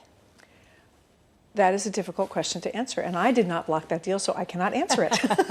No, but how do you prepare for that? It's almost impossible. I agree. It's such a good question. Sarah Hunt of Empire Saxon Woods. We've seen this repeatedly. We're dressing things up in language that might be palatable for our allies, but ultimately look at the action. Don't listen to the words. This is the difference between former president talks about America first, starts talking about America first. Everyone's like, whoa, America first. What's this about? Tariffs on China. How dare he? And then here we are, same policies. Same policies dressed up in very different language, but ultimately, same thing. National security in the Wall Street Journal editorial review this morning calls it self-destruction. And they say regardless of Trump or Biden, it's going to be a nasty election, but there's going to be policy damage because of it. Coming up on this program, we'll catch up with Wedbush. They're raising the price target on Nvidia to $1,000. That conversation up next with Dan Ives. We're not just going to talk about Nvidia. We're going to talk about Tesla as well, because Tesla has had quite a week again, a difficult week. Just what is going on with EVs? The big focus right now is on hybrids. And according to Morgan Stanley and Adam Jonas, maybe the old school Detroit 3 might be the winners of this mess stateside. That conversation's coming up shortly. Equity futures on the S&P 500, positive by 0.2%. Bond yields just a little bit lower on the session. On the week, a whole lot higher. From New York, this is Bloomberg.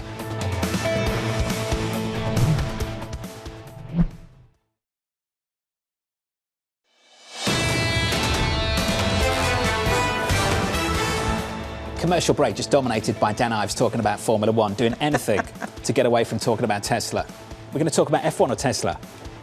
We could talk about both. Okay, both. All right, sprinkle of F1. Equity futures right now on the S&P 500 positive by 0.2%. Equities with a lift on the Nasdaq 100 higher by 0.16%. Higher all week in the bond market. 2-year up Monday, Tuesday, Wednesday, Thursday. Friday just a little bit lower. 468.94. We've gone from the 440s, very close to getting back into the 470s going into next week. And that move backed up by the data. PPI hot, CPI hot, the Fed on deck, Lisa, next week. And really, to me, the call of the morning so far is Elsa Linios, not just talking about fewer rate cuts this year. She sees 3, pretty much in line with the consensus, but says that we're going to have a neutral rate north of 4%. That means that the Fed will stop very soon after starting with their rate cuts, and that this is a very different economy that can handle a very different benchmark rate. Have stocks woken up to that? Has credit woken up to that? I think it's a valid question. Commodities, are they waking up to that inflation story? There is an inflationary feel to this commodity market today. Copper on the LME in London on the metal exchange through 9K. We're talking about 11-month highs there.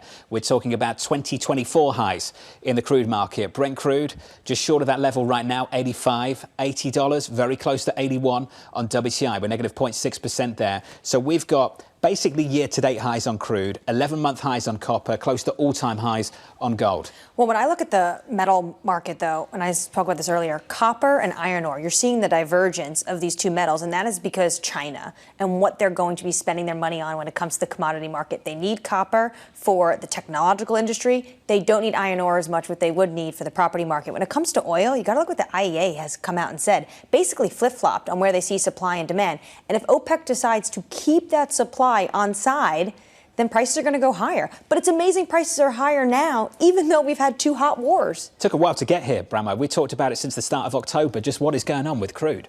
The curious case of crude, the fact that it didn't rally in the back end of last year. The curious case of the United States pumping oil at a record pace, and that's really been the story. So, do we see cutbacks? How much will OPEC Plus offset some of the supply from the U.S.? Either way, bottom line is the strength hasn't died off. And I think that is the underlying Sarah Hunt's point earlier was smart, though. The fact that supply actually hasn't been hit. It's just the fact that transportation has been hit. But for OPEC to come into this market, it might get political. This is what happened ahead of the midterm elections. Prices got much higher, huge spat between Washington and Riyadh, because the Saudis said, we're not going to help you out ahead of this midterm. We haven't talked about the strategic midterm reserve for a while, have we? 85 on Brent crude, 84.95. Under surveillance this morning, Senate Majority Leader Chuck Schumer calling for new elections in Israel, saying current Prime Minister Benjamin Netanyahu has, quote, lost his way. Schumer saying Netanyahu made a, quote, grave mistake rejecting a 2-state solution, and a single state controlled by Israel guarantees certain war forever. Republicans critical of Schumer's comments. Senate Minority Leader Mitch McConnell calling it hypocritical for an American to call for the removal of a democratically elected leader. And not just a democratically elected leader, but one of the major allies of the United States. Yeah, and the biggest ally when it comes to the Middle East. And we heard from the ambassador of Israel to the United States saying Israel's a sovereign democracy, calling it unhelpful. But what Senate Majority Leader Chuck Schumer said yesterday is what people tell me off record.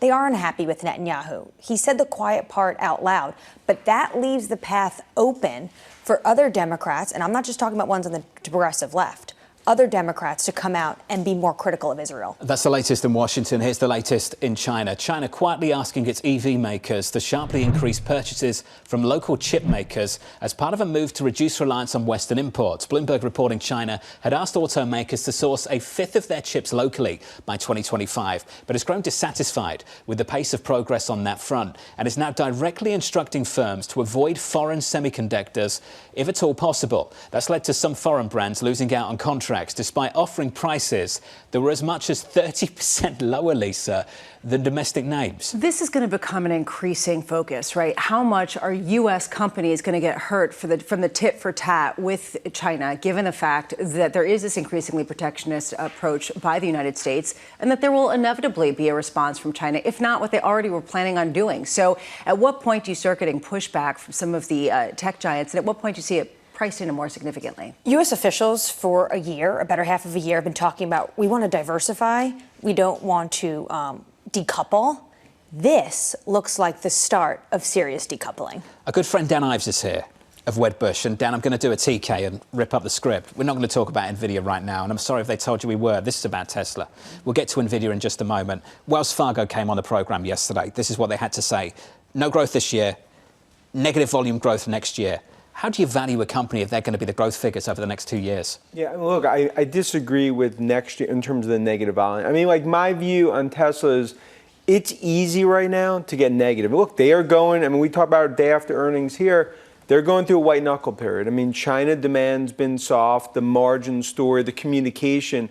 But look, my view is on the other side of this will be a company on its way 2.5, 3 million units when we look at the next few years.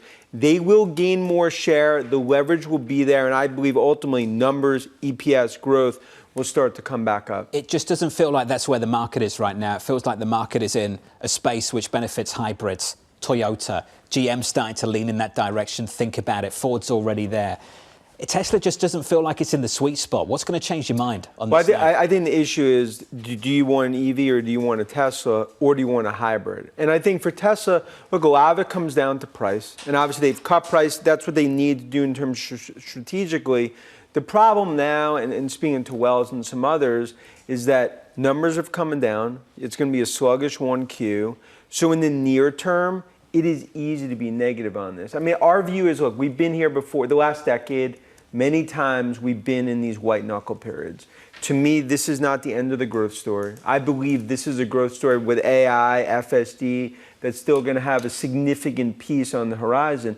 But no doubt, in the near term, like when I have a positive note on Tesla, probably 30 emails within 10 minutes negative, because sentiment, I mean, look, the Uber driver today was super negative on Tesla. Yeah, but Dan, you know why they're upset. Because if I'm a client, this stock is down by something like 30% year to date, and you've had a buy on it the whole way down. No doubt. But that's why they're upset. 100%. But in my career, in 25 years, our calls have been when things got the worst, whether it was Apple, Tesla, Amazon, Apple, when things got the worst, you handheld through those periods in terms of onto the other side. It is easy to yell fire in a crowded theater when you're going through this period. It feels, though, like it's not quite yelling fire when it comes to things like pricing in what we were just talking about with China and this risk of a real pushback against American-made goods.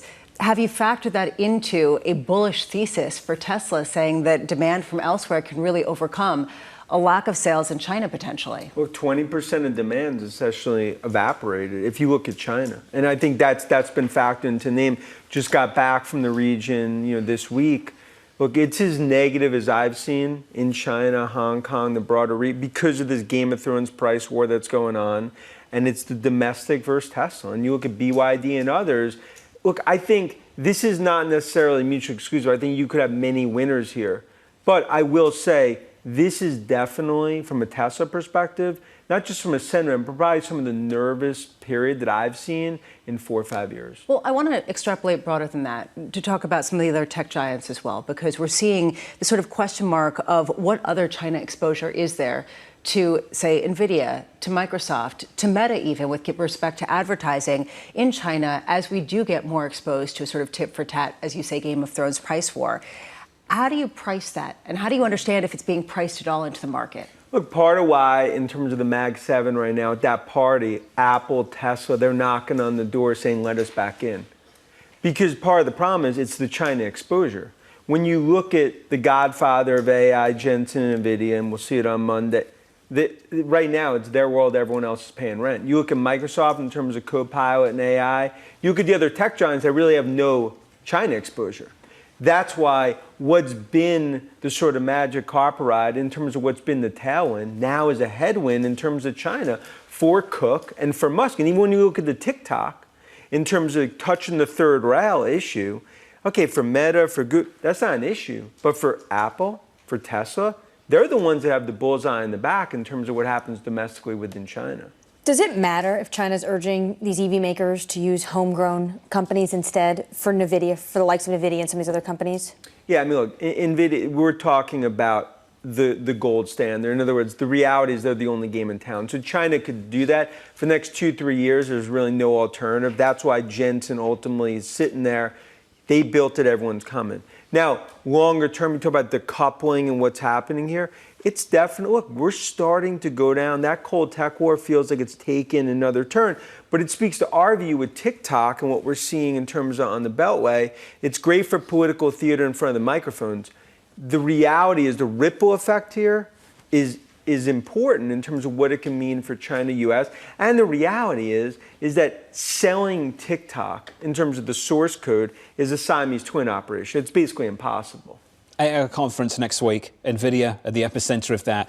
Let's get to this new price target, $1,000. What are you expecting from Jensen next week? What's the big deal? What are we looking for? Look, I think it's all. This is really. I think it's a grand event for the Godfather AI Jensen to talk about what we see in terms of AI demand, obviously H200, in terms of some of the other technology changes that we're going to see in this AI ecosystem, where you come away being like, they're going to continue to own this market. AMD, Lisa Su, and others will clearly benefit. But this is a grand entrance, and it's also a showcase. It's a Flex the Muscles event for Jensen, wearing his black leather jacket, showing that in the AI world right now, it's really, everyone else is. But are you looking for concrete changes to guidance relative to what we've already heard in the last couple of weeks? There could be some longer term, metrics that they give, but right now, the last thing that they want to do is start to give more and more financial targets. I think this is more about an event showcasing the technology, showing where AI is from a demand perspective. But look, we believe it's a 1995 moment. This AI revolution, this party, it's getting the popcorn out. It's 10 p.m. in a party that goes till 4:30 a.m. Let's talk about the popcorn after this particular conference that I think is actually really important, not just for sort of a signal of what other products they have coming out, but what industries can adapt most quickly to this 1995 moment. What are you looking for in terms of the types of technology and where they're geared to understand the efficiency and the potential areas they're going to benefit next? It's all about use cases. Because really right now, it started with Jensen, Nvidia, it goes to Microsoft, and now it's the software piece. When you look at like the massive AI Palantir, you look at names like MongoDB, Snowflake, Salesforce.com, ServiceNow, this is now starting for the software sector, that AI momentum, which is why I believe, and we've talked about it, despite macro and a lot of other issues, this tech bull market continues to, I believe, go higher because of numbers, but it's going to be software-led. And I think that's what you're going to see. It starts on that first derivative, but now it's about second, third, fourth derivatives of this 1995 moment. Formula One. I promise you some time. Sure. You converted. What changed you? Look, I mean, the Netflix show on this 3-week trip, I watch almost obsessively in terms of the F1. I was not a fan. I've actually become a super fan. And so to me now it's trying to pick my team, whether it's McLaren. Yeah. But I don't want to just go down the typical central casting, be a Red Bull or Ferrari fan. But you cover Tesla. You should be into Formula E.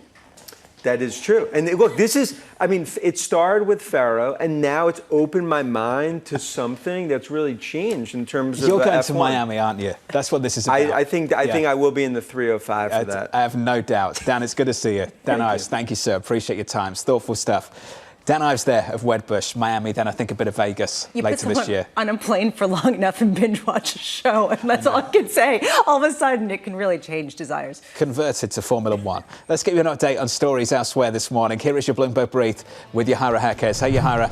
Hi, John. Bitcoin is retreating from its latest record high amid an intensifying debate about whether the bull run in cryptocurrencies has reached a bubble. It reached an all-time high of almost $74,000 earlier this week. Bitcoin and a gauge of the top 100 tokens, comprising the likes of Ether, BNB, and Solana, are up about 60% so far this year. Japan's workers are set for big pay increases after members of Japan's largest union group secured the biggest wage hikes in 3 decades. A combination of bumper profits along with a labor shortage, ongoing inflation, and government pressure helped convince boardroom executives they needed to raise pay by more than in past years. The result may be strong enough to nudge the BOJ on Tuesday toward ending the world's last negative rate. And Hamas has proposed what it's calling a comprehensive ceasefire deal in a bid to move forward talks with Israel. Reuters reporting the plan would see the freeing of Israeli women, children, elderly, and ill hostages. This in exchange for the release of up to 1,000 Palestinian prisoners. Israeli Prime Minister Benjamin Netanyahu says the militant group is still making unrealistic demands. The country's war cabinet is expected to discuss this matter today. That's your Bloomberg Brief. John? Yahara, thank you. I think you're a McLaren kind of guy. Orange suits, you know. I do. Works. A Lando kind of dude. I'm actually a big fan of his. So I could also be going down that direction too. This works. Dressed in orange. Yeah. Miami. Miami and then Vegas. Next thing you know, will be Abu Dhabi. We might do this together. Let's talk. I'm ready. I'm waiting for the phone call. Let's talk. Up next on this program, data pushing back, rate cut bets. We need to step back and we need to say, okay, we all look at this data today and what does this mean for the Fed next week? What does this mean for the Fed in May?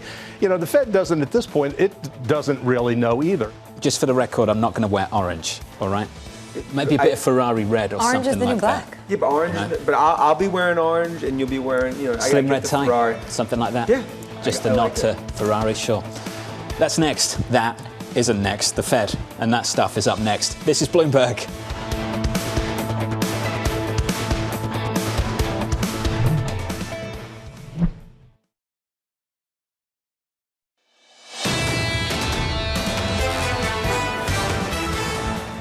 Equities on the S&P 500 positive here by 0.2%. A flavour of the bond market for you through the week and on the session. Through the week, yields higher off the back of pretty strong economic data on the inflation side of things. CPI, PPI, retail sales coming in weak. We'll talk about stagflation in just a moment. In the bond market, yields lower today by 2 basis points, 426.87. Under surveillance this morning, data pushing back rate cut bets. I wouldn't expect huge changes from the statement next week or from what Chair Powell says in his press conference relative to what they've been saying recently. We need to step back and we need to say, okay, we all look at this data today and what does this mean for the Fed next week? What does this mean for the Fed in May?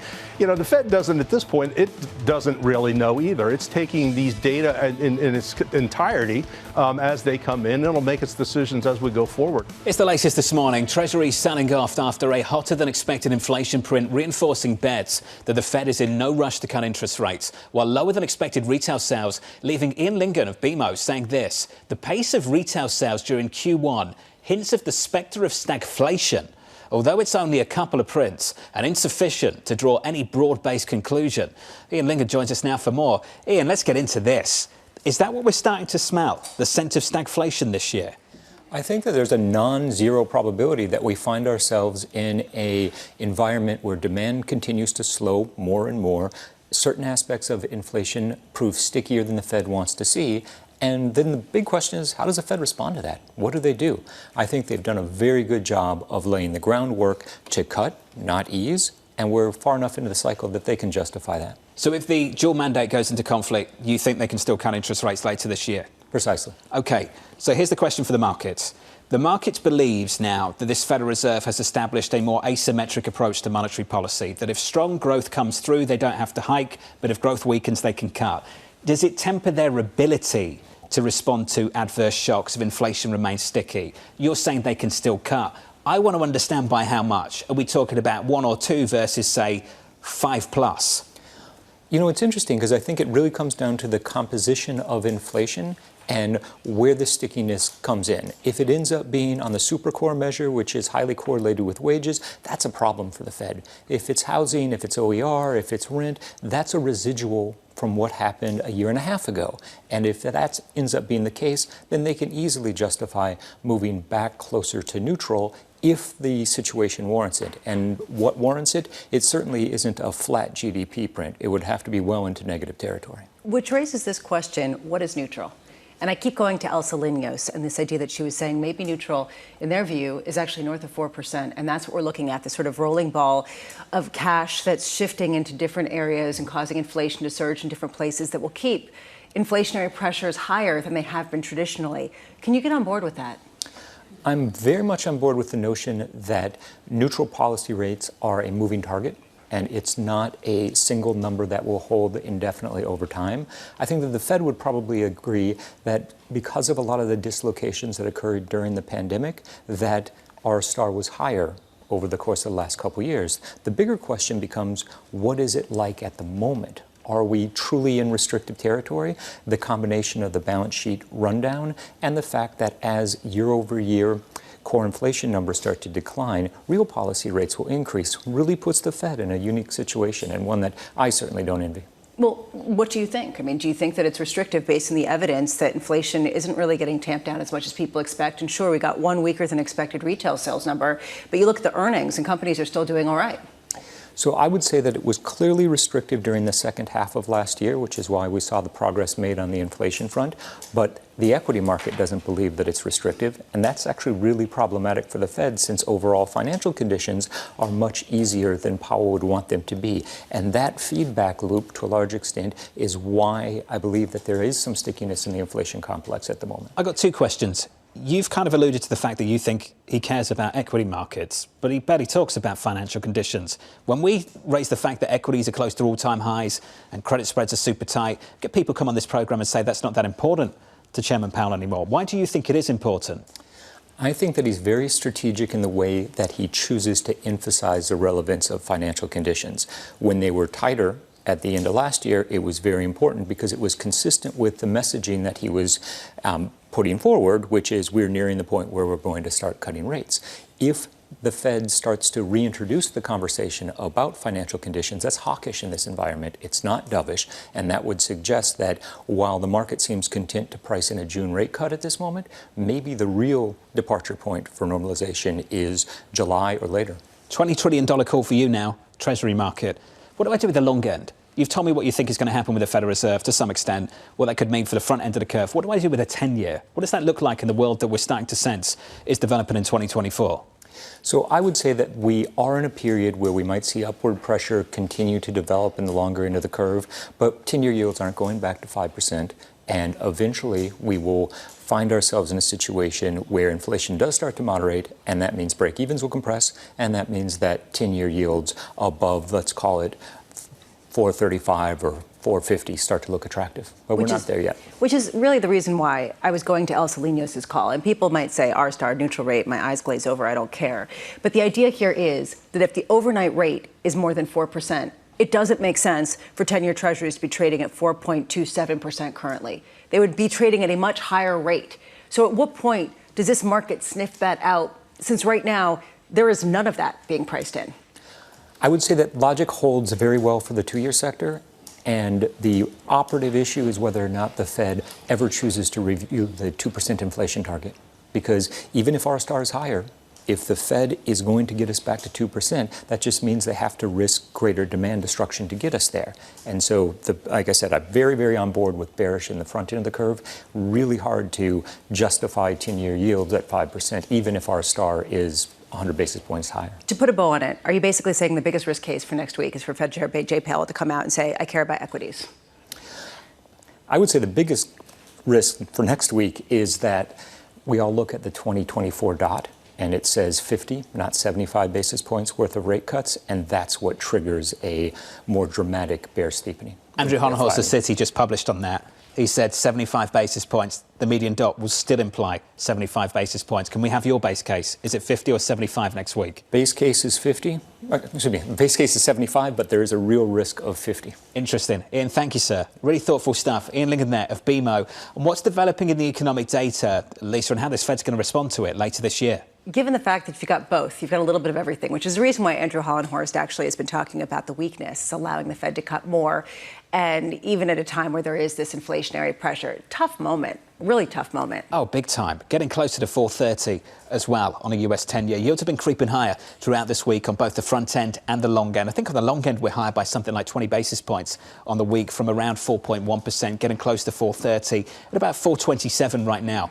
Coming up in the next hour, the third hour of Bloomberg Surveillance just around the corner. We'll catch up with Sam Stovall of CFRA, Kathy Bostjancic of Nationwide, Bloomberg's Will Kennedy, and Mark Gurman are going to join us as well. We'll talk about the commodity market and what's developing with Apple. There is so much developing in the commodity market. Copper through 9K, gold, all-time highs. Got to talk about oil, close to the highs of the year. Live from New York, this is Bloomberg.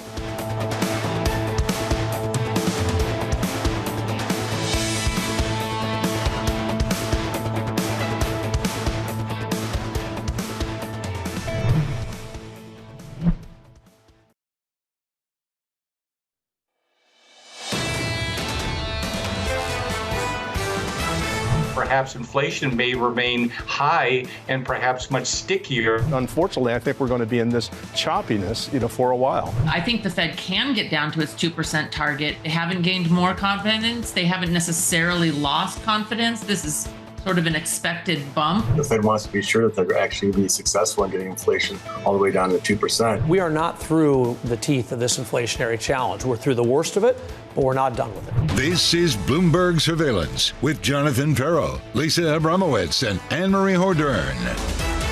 The third hour of Bloomberg Surveillance begins right now, and before I'm cut off abruptly by my colleague to say start again, let's get you to the weekend, Bramo. We're almost there, Lisa. Thanks. Equity futures on the S&P 500 positive by 0.1%. It's the happiest I've seen Lisa all week. You're not going to see that again next week. Let's get next week framed for you. Let's go to the calendar. Tuesday, Bank of Japan decision. Wednesday, the Federal Reserve. How does what we've learned this week inform what's going to happen next week? Should we start with Japan? Looking at wage negotiations, they're looking really strong. We might see something in Japan that we haven't seen for a long, long time. And if we don't, that also might be a huge market catalyst, because right now the wage negotiations came in hotter than expected, and you're seeing an open pathway, an open door for the Bank of Japan. It kind of sets up the Fed well, because we're talking about higher rates in Japan, the potential for more inflation in the U.S. than people were expecting. Do yields keep creeping higher on the heels of sort of the 1-2 whammy that we get from both central banks? BlackRock calling this a momentous event. The drivers of growth are varied, broad and durable. The enthusiasm for Japan is quite something, isn't it? We've seen it in the equity market, right? People finally retracing their steps into that market. And when you start to talk about some kind of currency pressure, they're like, it's fine. We've come so far from 1989. The dollar yen still very, very close to 150. I want to talk about the data stateside. CPI Tuesday, upside surprise. PPI yesterday, upside surprise. And equities just taking all of that in their stride. Big time. Yields have adjusted higher. Equities have hardly moved. We're still heading towards a week of gains on the S&P 500. We get another read on inflation a little bit later. Now, you and I can talk about whether it's worth talking about or not a little bit later. But you, Mitch, is just around the corner. Inflation expectations matter to this central bank.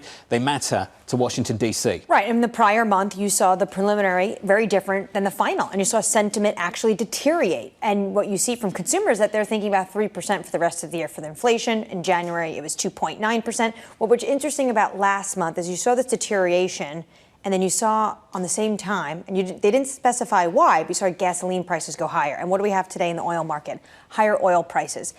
The rest of the timeline for the rest of the year, are we going to see that trickle down to higher gasoline prices, which is very difficult ahead of a November election? All I can say is that it's such a muddle right now. And everybody's coming on. They can parse the news. They can talk out of this way. They can talk out of that way. Everyone says something different. And the bottom line is people just don't know. And yes, there is some exhaustion with everything. I know you're pushing back. You're saying they've got record highs. Bramo, I didn't say a thing. Don't worry. All I can say is you just look at this and there's nothing to really say conclusively. It's an Oprah Winfrey market. you get a car, you get a car, you get a car, something for everyone. Saw that in payrolls last Friday. Bramo, I'm with you. It can get boring. It's a little dull. It can be frustrating. It's not that it's boring. It's like the French word ennui. It's like boring into you because it's sort of this question of, which is it? It's actually a precipice. It's not just sit back and don't pay attention. It's you need to pay attention because this is a momentous pivot point, but we just don't know in which direction. The commodity market's a similar story in some ways. I mean, I can tell you one story and look at gold, look at copper, look at crude, can also point to iron ore. By the way, I thought you did a brilliant job of what's happening with iron ore and copper. Jeff Curry of Goldman used to talk about this, the difference between OPEX commodities and CAPEX commodities. There's a property story in iron ore. There's a copper story that tells a different one about what's happening there in terms of growth and where you're seeing that growth. And the divergence. In the divergence, you have to go to the place where there's huge demand, and we haven't seen that demand at times.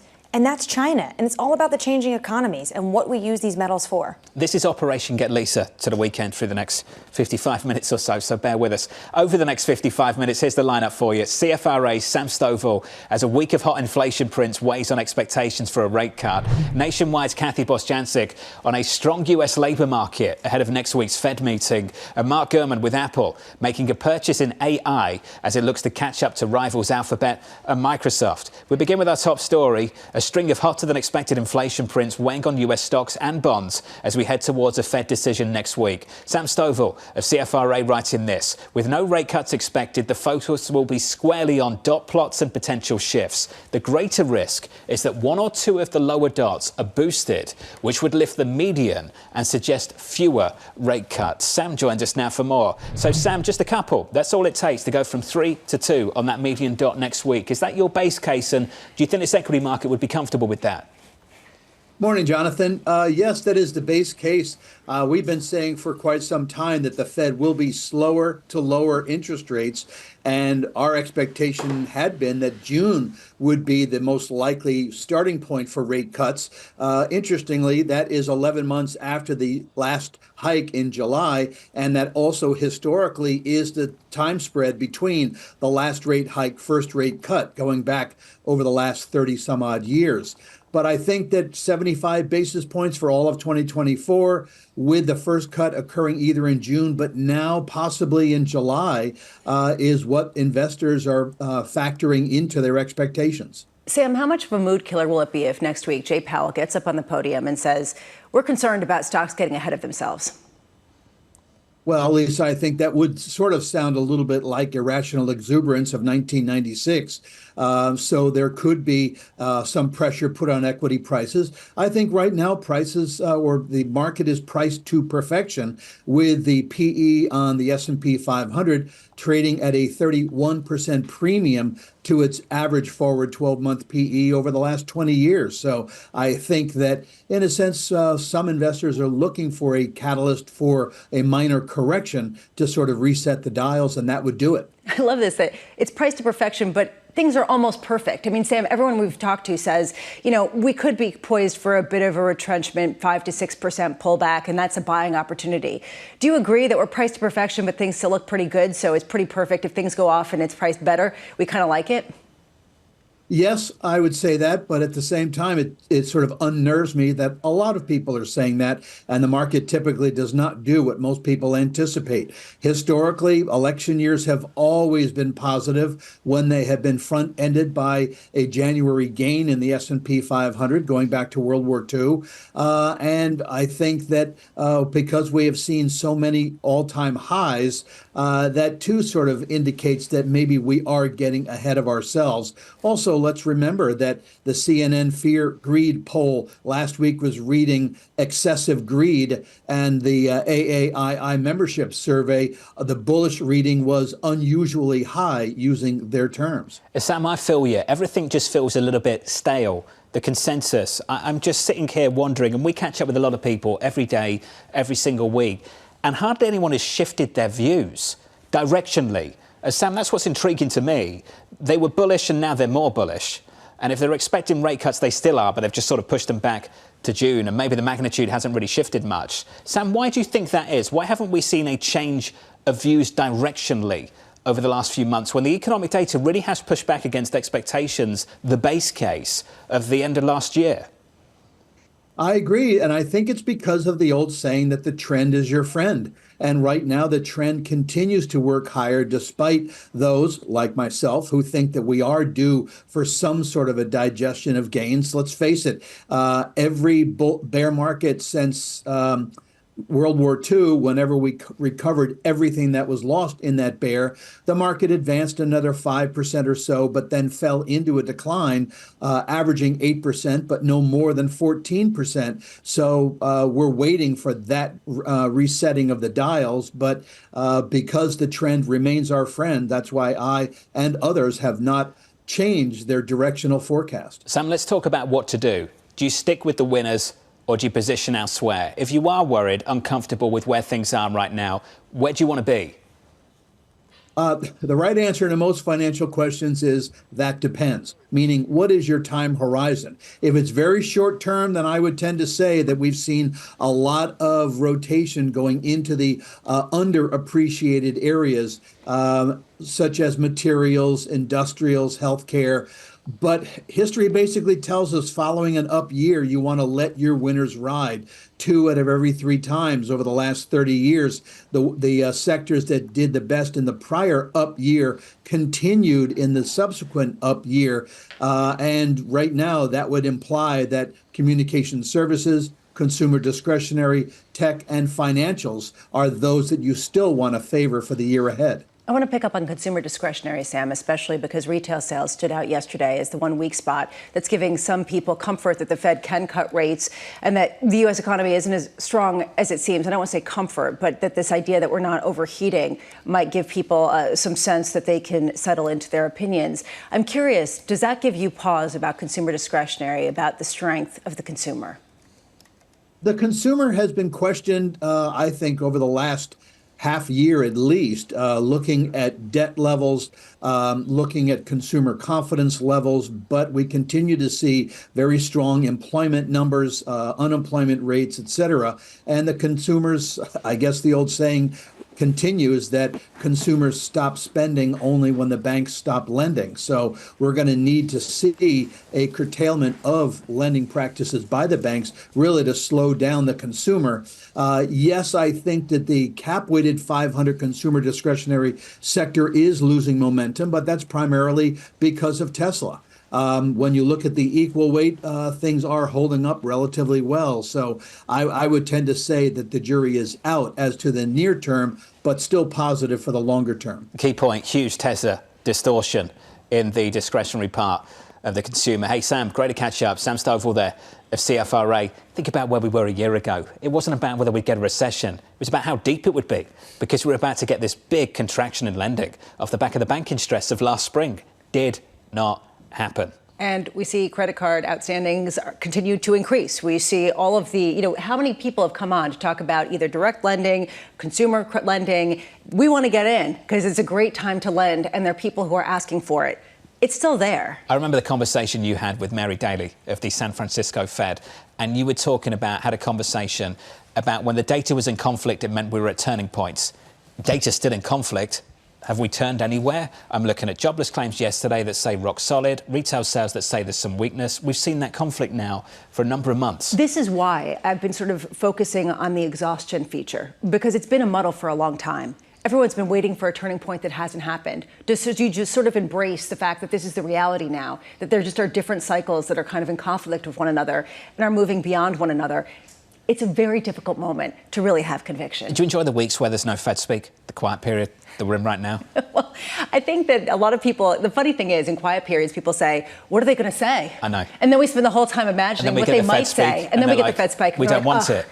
So, I mean, either way, pick your battle. You get the Fed speak back next week, for those of you interested. Kicks off with Chairman Powell in the news conference following that decision Wednesday afternoon. Let's get you an update on stories elsewhere this morning. Here's your Bloomberg Brief with Yahara Hackers. Hey, Yahara. Hi, John. Hamas proposing what it's calling a comprehensive ceasefire deal as it tries to make progress on talks with Israel. Reuters reporting the plan would see the freeing of hostages, including Israeli women, children, the elderly, and those who are ill. This in exchange for the release of up to 1,000 Palestinian prisoners. Israeli Prime Minister Benjamin Netanyahu says the militant group is still making unrealistic demands. The country's war cabinet is expected to discuss the proposal today. Shares of Adobe falling in the pre-market after posting a weak sales outlook. The guidance is fueling concerns new AI-focused startups are threatening its market share. The company has been integrating its proprietary AI model Firefly into its top products like Photoshop and Illustrator. Still, a recent demonstration by OpenAI of its video generation model Sora is fueling concerns about competition. Bitcoin is retreating from its latest record high, this amid an intensifying debate about whether the bull run in cryptocurrencies has reached a bubble. It reached an all-time high of almost $74,000 earlier this week. Bitcoin and a gauge of the top 100 tokens, comprising the likes of Ether, BNB, and Solana, are up about 60% so far this year. That's your Bloomberg Brief. John? Yahara, thank you. How many times have we heard the bubble call on Bitcoin? 20? 30K, 40K, 50K, 60, 70? Right, exactly. The whole way up. Yeah, and people are still doing it. Whether people buy it, another story. It's getting institutionalized at this point. I think it's a bubble when you have dog with hat meme coin ad on the Sphere. Isn't that peak? We were doing bubble? that, though, a few years ago. Exactly. This has been ongoing. It keeps going up. It's a cute dog. Up next on this program, supply concerns driving up oil. OPEC is still projecting that we're likely to see 1.5% to 2% demand growth year over year, with a decent economy here domestically and some improvement we're starting to see emerging globally. To me, that is the ingredient for why oil prices are being propped up and could even continue to grind higher. That's up next. This is Bloomberg.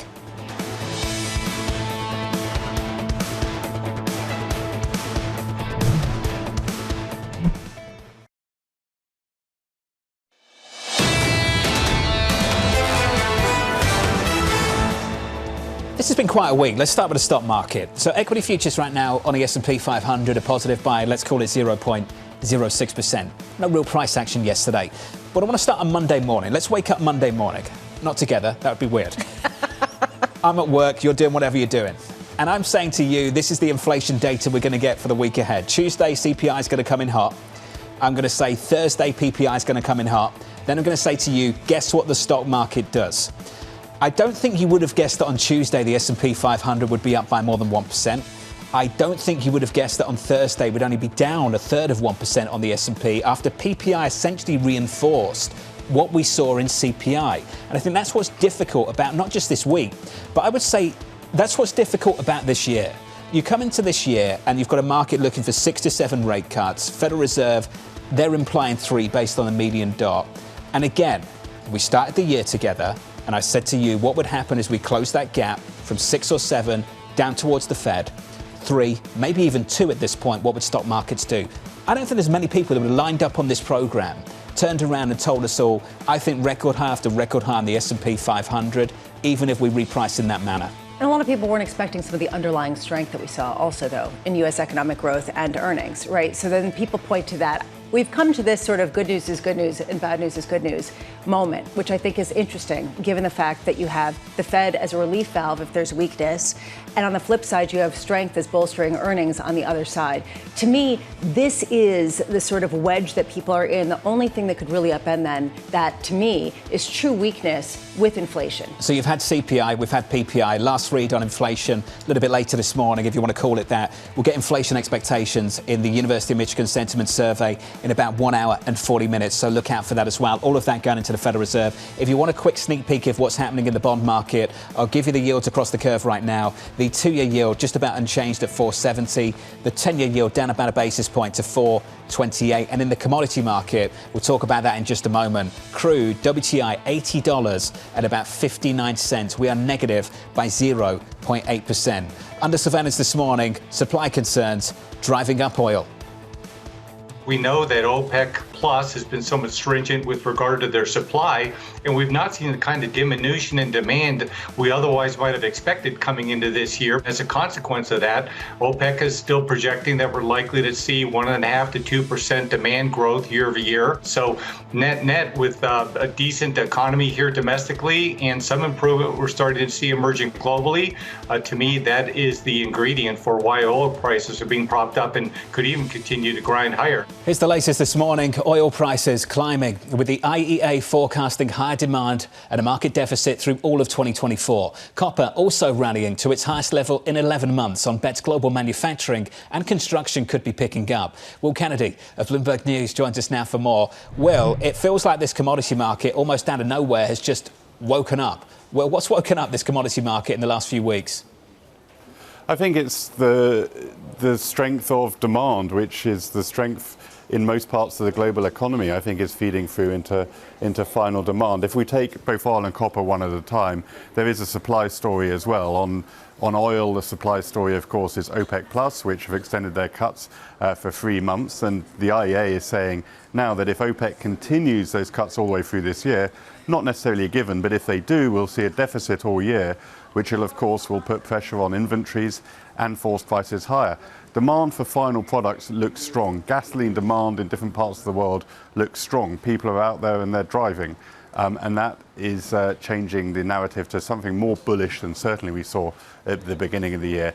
Copper, there are supply problems. There are a couple of mines, especially the one in Panama, which is not producing. But again, there is also a strong demand story. Copper is critical to big parts of the global economy, as you know, and especially the electrification of everything, grids and that kind of thing. So demand is strong. What has changed, Will? This has been the story, though, for several months. Why are people suddenly waking up to this? Is it really because the energy agencies are coming out and talking about it? Is it the OPEC Plus cuts, or is it something else? I think they are climbing a wall of doubt. They're climbing a wall of doubt, especially in China. People are very and remain concerned about final demand there. But I think as the data comes in, they show that in other parts of the world, demand is strong and more robust than they was expecting. They see that on the whole, OPEC is complying with the cuts that it promised. I mean, in Russia, for example, made a tweak to the way it will interact with OPEC Plus. That means that it beefed up its pledges somewhat a couple of weeks ago. And you put all that together and people slowly are coming round to the idea that this market may be more bullish than they thought at the start of the year, when certainly people were very gloomy about the prospects for oil in 2024. Well, this potentially sets up a showdown then with Washington and Riyadh if prices get too hot. At what point do you think the Saudis would come in and add more supply? I think they'd like to add more supply. I don't think they necessarily have a price in mind, Anne-Marie. I don't think it's ideal for them to keep this level of production of 9 million barrels away all the way through the year. The problem that they may have is the market may be expecting that, and if they do try and introduce more barrels, the market may not soak them up. I think they'll be very, very closely looking at the health of the economy, looking at demand, and will add barrels when they can. I think the point about politics is an important one. Clearly, if you look at copper and oil together, and if this rally continues, then commodities which had gone away as an inflation story start to come back.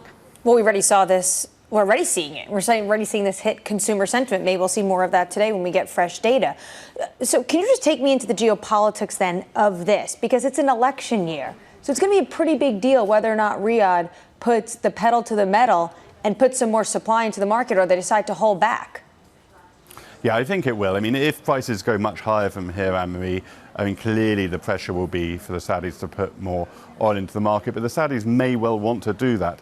Yes, they're benefiting from these prices at 85, and of course, with their official selling prices, they get more than that into the 90s.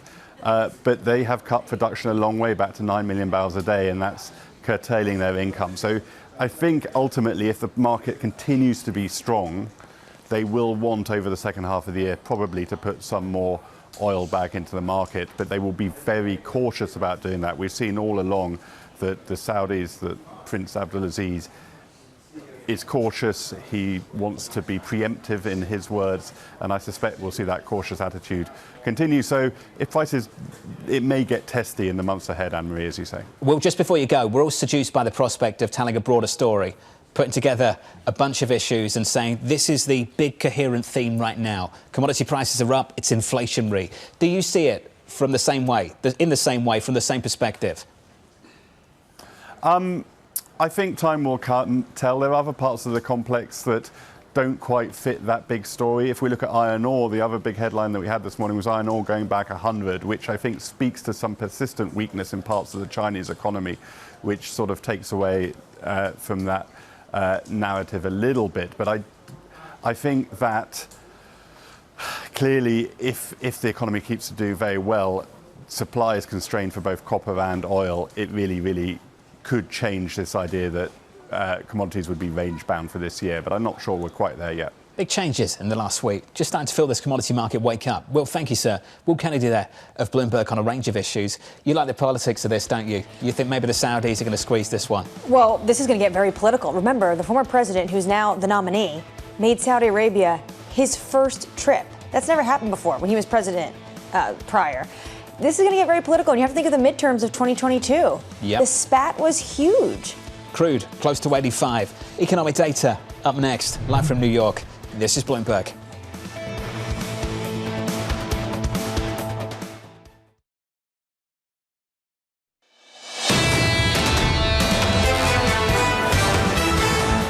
In just a moment, you'll get Empire Manufacturing economic data. You'll get some import prices and export prices as well. Mike McKee's dropped by to break down that economic data for you. Drops in about 15 seconds. Equity futures going into it positive by, let's call it 0.1% on the S&P 500. In the bond market, here's the shape of things for you. 2-year yield so far this week higher every single day this week. We are back in the 470s. Higher Monday, Tuesday, Wednesday, Thursday, Friday. Yields up a single basis point to 470. 85. That's about to change. Mike McKee has some data. Morning, Mike. I'm not sure it'll change a whole lot with Empire because it's not a heavily traded number, but it is a negative number this time, negative 20.9 down from negative 2.4. This one's been very volatile lately. It's sort of the New York area manufacturing index, and it doesn't represent the whole country, and it has been one of the weakest that we have seen around the country. Prices paid is probably what people want to see. And in that case, it does go down. Prices paid fall from 33.0 in February to 28.7. So perhaps that's a good sign. We'll see if it carries over into some of the other regional indexes. Import prices come in up 0.3. That's significantly down from the 0.8 a month ago. Ex-petroleum up only 0.2, down from 0.6. So it does look like we're seeing an oil impact, and you guys were talking about that earlier on the show, the rise in petroleum prices. On a year-over-year basis, import prices are down 0.8%. Export prices up 0.8%. So the terms of trade a little bit improving for the United States. Well, improving, although still coming in above expectations, just sort of relative to where people had sort of put their thresholds. Right now, we're looking, for example, at the import prices, taking out gas, taking out all oil products, coming in up 0.2% versus the expectation of it falling 0.2%. Does this create a problem for the Fed that all of the data points have been pointing, not necessarily that things are heating up to a dramatic degree, but hotter than people expected, not cooling as quickly as many people were hoping? I suspect it is less of a problem for the Fed than for markets, because the Fed doesn't have to change its mind as often as the markets do. And the markets are now getting worried about inflation, and the Fed's been talking about the possibility that this last mile would be difficult and bumpy for quite some time. And they can go into the meeting next week. They're probably already at a point now where they've made their choices for what they want to do, but they can go into the meeting saying, all right, we can incorporate all this late data into what we're thinking. We got the latest Bloomberg survey of economists in terms of what they think the Fed is going to do. And right now, economists say 3 rate cuts is still on the table, starting in June. And then by a 73 to, I think, 20% margin or something like that, they said we have not reached a soft landing yet. 471 on a 2-year right now. That's caught my eye, Lisa. Yields climbing every single day this week. People really looking at the hotter than expected inflation reads. Even if they're going in the right direction, they're still coming in above expectations. And that, I think, is causing pause. Are people's baseline assumptions of ongoing disinflation, even understanding the bumps, kind of getting a bit of the front and center? 10 o'clock this morning, we get the Michigan numbers, sentiment numbers. Yep. That would be an interesting read on people's views of inflation and how things are going overall. Because is this filtering out, and I know this is Annmarie's area, is this filtering out into the voting public? What's the angst that we're seeing on Wall Street? I'm pleased you brought up Mitch, because you remember when that survey came out and it actually shifted the Federal Reserve to make a move earlier than it was going to, certainly earlier than they'd communicated. I wonder, Mike, what's the focal point now? Because it feels like the goalposts have shifted a lot at the Federal Reserve, and you might disagree with that, but I'm going to point some out. Supercore was the big focal point. Doesn't feel like Supercore's the big focal point anymore. Mitch was enough to move the dial. Doesn't feel like it's enough to move the dial anymore. What is the big issue for them right now? What are they focused on?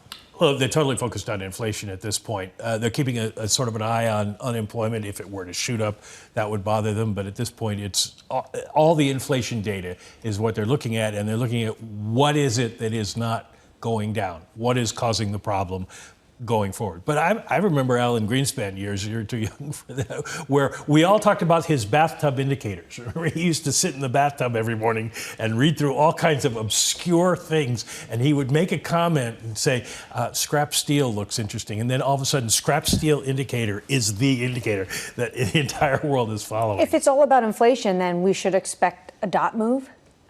I don't know if you expect a dot move, because it doesn't have to come now.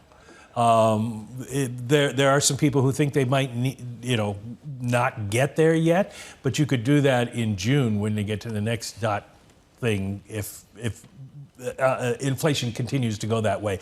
There's a signal that gets sent through that, even if it's not the one the Fed wants to send, that they may not want to make right now. You reminded me of Goodhart's law. Do you remember that? Yeah. When a measure becomes a target? Yep. Yeah, that's what it feels like with some of these inflation indicators right now. Mike, it's good to see you. Mike McKee. Kathy Boschancic joins us now of Nationwide Mutual Insurance for a little bit more on this. Kathy, great to catch up with you. You've got the data in front of you. What we've heard so far this week, has it moved your base case in the last few months in any way, shape or form? Yeah, good morning, John. Happy to be with you. The CPI data that we saw for February was confirmation that inflation isn't decelerating as quickly as we thought. And we have pushed back the timing of the first rate cut. So we were in the May camp. We've said now that they're not going to cut. We still think that's on the table, but clearly, just as you've been discussing and Lisa mentioned, inflation has been more stubborn than expected, and the Fed is not in a reason. There's no reason for them to be in a hurry to cut interest rates. The labor market is still quite strong. Consumers doing well. We saw it with the retail sales data yesterday. So I think they take their time and make sure they're fully confident that inflation is going back to 2%. There's a distinction between continual disinflation with some bumps and stubborn, sticky inflation that just isn't going down further. How do you know which we're seeing right now? Because a lot of people are saying it's just bumps bound down to the same destination, and other people are saying, hold on, this is something else. We saw a troughing out in the disinflation trend a couple of months ago, and things have really shifted. Yeah, it's difficult, but we look at all the numbers right from the bottom up and make projections as to where they're going, and there's reason, I think, to still be optimistic. It's cautiously optimistic, but there's optimism in our view that we're still in this long-term, disinflationary channel, but there is bumpiness. And it seems, the first of the months of the year, we know there's some seasonal adjustment factor issues. They do their best, the Bureau of Labor Statistics, to smooth out these, first of the year, beginning of the year increases. But it's difficult. But we think as we go forward, rental inflation is slowing in real time. That should be reflected in the housing numbers. And we even think in the super core, there's some cooling. One category that Chairman Powell has highlighted is that core goods number. That's been a really great deflationary reading, but that's where it stalled a little bit. And why that's important, that could be the shock absorber or the offset for higher core service, prices if we get some surprise. If we push forward to next week and we try to understand the balance of risks and how the Fed wants to communicate some of their policy, I wonder if Ian Lingen is right, where he was saying, really the wild card here is how much they really acknowledge the fact that easier financial conditions are keeping this party going, are kind of keeping the inflation running a bit hotter. Do you expect them to address that? Everyone else is talking about it. I think it'll come up in the Q&A. I would assume, Mike McKee or somebody will raise this. That is really key because as they've tried to keep policy very restrictive, and you see it with bank lending, and you see for small businesses. And even for the consumer, if you have variable rates, but if you're locked into a mortgage rate that's around 3%, you're not really feeling the pain very much economically. And companies termed out their debt, and then they're coming to market now and refinancing. So, the fact that financial conditions are easing, that is a problem for the Fed, and maybe it just means they keep rates higher for longer here. What about shelter costs? Because the Treasury Secretary put a big emphasis on that in an interview this week, talking about, she says, once those shelter costs come down, biggest part of inflation, then almost ready to declare victory. Not her words, but that's how I read it. What do you make of that? Well, there's a lot of truth to that. I mean, rental or housing costs, constitute a large share of overall inflation, and particularly of core inflation. But it's been very slow. It's been very gradual, and we're still elevated on a year-over-year rate. But I think it is coming. It's just that we have to be patient and gradual. But also those non-housing service costs have been a bit sticky. Airfares have jumped up the last 2 months because demand is outstripping supply. So those are the things that are still a problem. Yeah. And the service side is still quite strong. Airfares might go up again this summer.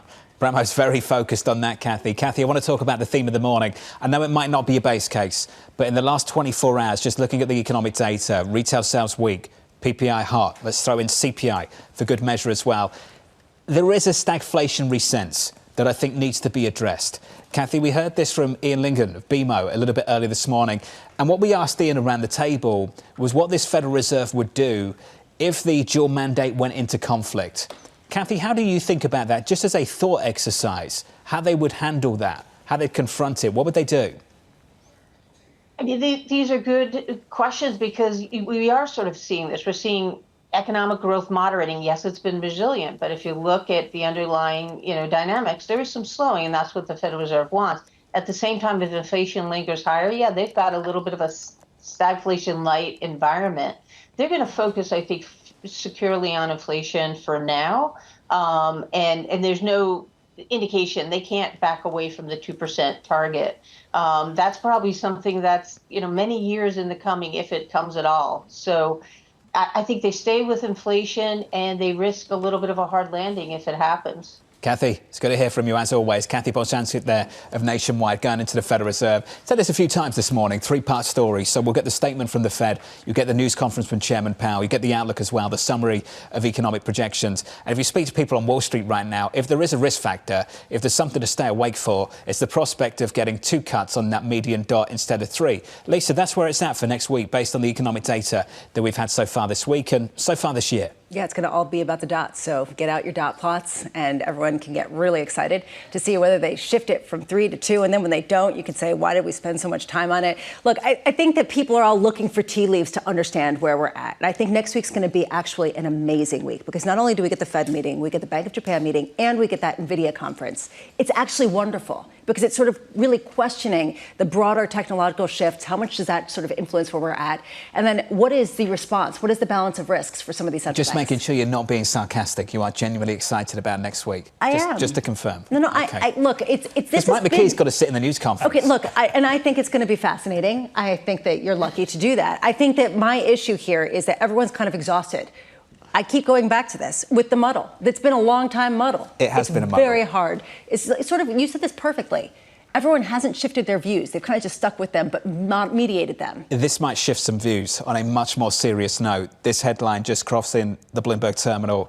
AMH, the Israeli Prime Minister, approving operation plans for Rafah. Your response to this one? My response is that the president pretty much outlined this would be a red line if Benjamin Netanyahu went into Rafah. I'm looking at the statement now, Jonathan. The IDF is praying for the evacuation of the civilian population. Remember, when the Israelis went into Gaza, they told civilians to go south to Rafah.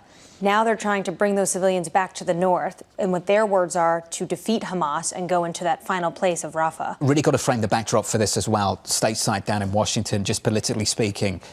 That headline crosses a day after we heard some really, really strong words from the Senate Majority Leader. How big could that moment be? Now, just to reiterate what this headline actually says, this is about the approval of operation plans for Rafah. We don't know what those plans are. That does not necessarily mean that they're about to go in there imminently, but it looks like another step towards something that would put them on a collision course with this administration. Absolutely. And operation plans means first, what I'm reading is that they have to get the civilians out of harm's way. But all you see now is, remember we had this discussion, this debate, is this for optics or is it real? When you're talking about how big that gap is from Benjamin Netanyahu and President Biden, that gap looks more real today. Well, this is about more than optics, though, also. And I will say in Israel, the IDF, Israeli Defense Forces, are preparing for the evacuation of the civilian population. That's according to the statement. So this is not exactly all in the sort of hypothetical. At a certain point, you wonder how much Israel is going it alone and sort of what the thresholds will be for the U.S. to truly withdraw some of the money and the aid. We also don't have all the details, but Reuters was talking about Hamas putting in their own ceasefire proposal to mediators. That happened this morning, and now Benjamin Netanyahu wants to move in on Rafah. Does that mean that there's not going to be a ceasefire and those hostages are going to remain in Gaza? There's a lot of questions right now in terms of what's the end game here. That headline just crossed in moments ago, just to reiterate it. If you are just joining us, the Israeli Prime Minister Benjamin Netanyahu approving operation plans for Rafah. Let's give you an update on stories elsewhere this morning. Here is your Bloomberg Brief with Yahara Hackers. Hey, Yahara. Hi, John. A legal setback for former President Donald Trump, a federal judge in Florida denying his bid to dismiss charges that he mishandled classified documents at Mar-a-Lago. Trump's lawyers argued the charges from special counsel Jack Smith were too vague. A U.S. district judge and Trump appointee denied the former president's motion without prejudice, meaning the issue could be raised again later. And as you were talking about, Senate Majority Leader Chuck Schumer calling for new elections in Israel, saying current Prime Minister Benjamin Netanyahu has, quote, lost his way. Schumer saying Netanyahu made a, quote, grave mistake rejecting a two-state solution, and a single state controlled by Israel guarantees certain war forever. Republicans criticizing Schumer's comments, Senate Minority Leader Mitch McConnell calling it hypocritical for an American to call for the removal of a democratically elected leader. And Goldman Sachs CEO David Solomon called 2023 a, quote, year of execution for the bank and said he's optimistic for what's ahead in 2024 as the bank stands to benefit from a rebound in capital markets. In a letter to shareholders, Solomon weighing in on the economy, saying inflation may prove to be stickier than initially expected and that economic conditions have gotten tougher, particularly for low-income groups. That's your Bloomberg Brief. John? Yahara, thank you. Coming up next on the programme, Apple looking for a late invite to the AI party. Look, we believe it's a 1995 moment. This AI revolution, this party, it's getting the popcorn out. It's 10 p.m. in a party that goes till 4:30 a.m. And I've got some issues with this. I'm not sure who has popcorn at a party that starts at 10 and goes to 4. Is that pre-gaming now? Popcorn? Is that what it is? We need Casa Azul popcorn. Casa Azul popcorn. High-end stuff. Okay. That's not next on this programme. We'll catch up with the brilliant Mark Gurman on Apple of Bloomberg in just a moment.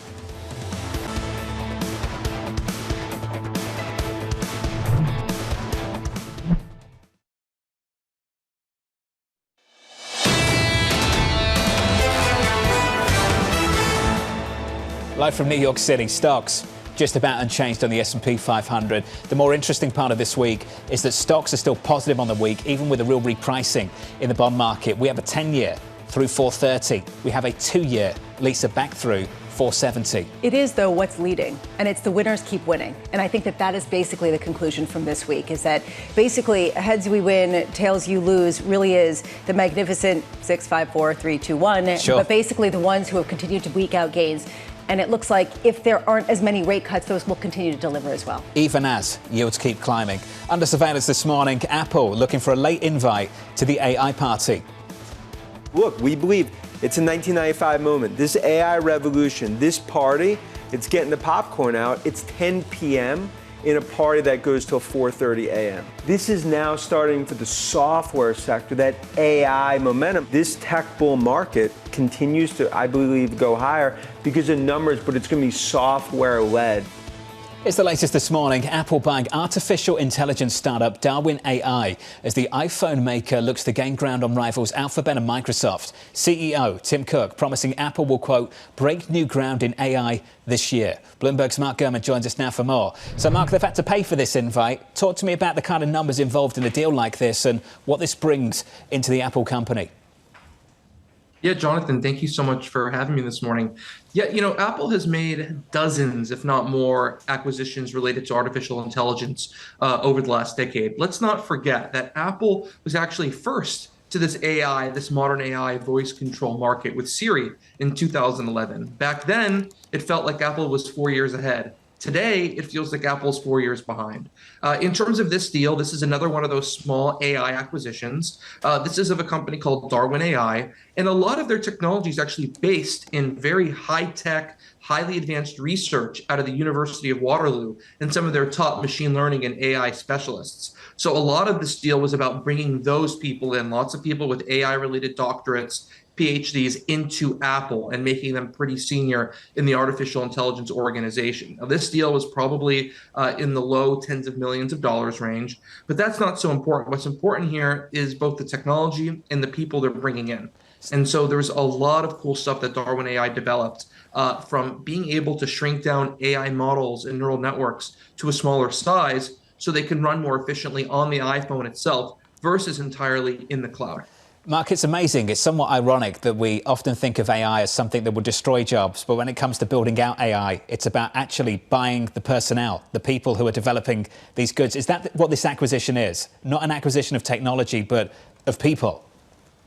I think it's both. I think they certainly got the right people in there. Alexander Wang, he was a very big name and still is in the AI community in Canada, especially at the University of Waterloo. He's now a director at Apple, which is a senior position there in their AI organization. They're building out an office in Canada for artificial intelligence. They seemingly want AI people all over the world. This is a big component of the company right now. It's probably the only group within Apple that's growing at any significant or notable pace. So certainly that, but also they have what was called a generative synthesis engine, that being Darwin AI, to really shrink down AI models and technology for it to be able to run more efficiently on the phone. Now, why is that important? Apple wants these AI technologies to run on the device, to run on the iPhone, to run on the Mac, the iPad, the Apple Watch, the Vision Pro themselves. One, it's quicker to do it on the device using Apple's built-in chips versus streaming it from the cloud, but also doing it on device makes it much more privacy conscious. And as we know, privacy has been a key selling point for Apple's devices, so this fits that narrative quite well for the company. And they're able to do it at a fairly reasonable price. Mark, just taking a step back and not to rip up the script, but a little bit veer off in a different direction. How much is this really the example of the expansion of big tech? It's not big acquisitions, it's the little ones, the sort of incremental ones that they can go up and they can buy up any potential competitors, at least intellectually, with respect to AI and the new developments. Is this the game plan? Well, it's an interesting question because, as we know and talked about many times, Apple's acquisition strategy is not about buying major companies, major rivals, right? Apple has been allergic to buying those big companies for a couple of reasons. One, the ethos of the company is to buy smaller startups that they see could help them produce a particular feature, buy the company, and turn it into a feature. Even Beats, that $3 billion acquisition, fine, they sell those Beats headphones, but a big part about that acquisition was buying Beats Music because they wanted to create a streaming music service, and Beats Music is the very foundation of Apple Music. They bought a company a decade ago called PrimeSense that was a 3D sensor company, and they were able to take that acquisition and turn it into Face ID. They bought the company called Authentech in 2012 to enable Touch ID. So it's these smaller acquisitions to enable individual features or to help develop, new services and software and applications. And I think Darwin AI, their synthesis model, is going to help them develop on-device AI. This year, you're going to see them roll out some generative AI programs. They're going to do more next year as well. And so certainly these acquisitions are to help with that. I'm not sure they're trying to squash any competition here. Certainly, they maybe don't want Google or Samsung or someone else to get their hands on Darwin AI. But this is a textbook Apple deal, something sub $100 million, not too many people, helps them enable a new function. Interesting. Mark, Just fantastic. You're one of the very best. We appreciate it. Mark Gurman of Bloomberg breaking it down for you on Apple. And if we get that iPhone, that release later this year, that might be the upgrade cycle that the likes of Dan Ives have been looking for a long, long time. That's Apple.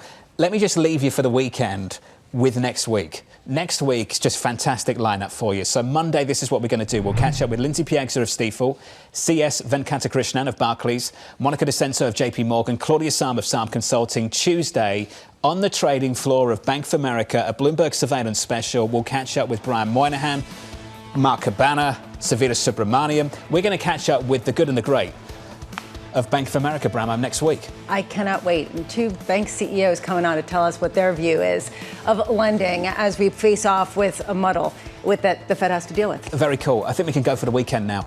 Ramo, you ready? You. Lisa's already left. Yeah. From New York City this morning. Good morning. Thank you for being with us. Have a wonderful weekend. This was Bloomberg Surveillance.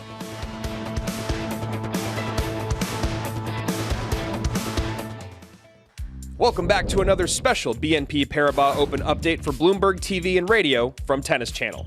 Australian Open champion Jannik Sinner has enjoyed a perfect start to 2024, and the Italian remains unbeaten after his straight sets victory over Jiri Lehečka to reach the semifinals. 35 unforced errors told the story for Lehečka, while Sinner is now on a 16-match win streak so far this season. And don't forget, Tennis Channel's daily live coverage starts at 1 p.m. Eastern.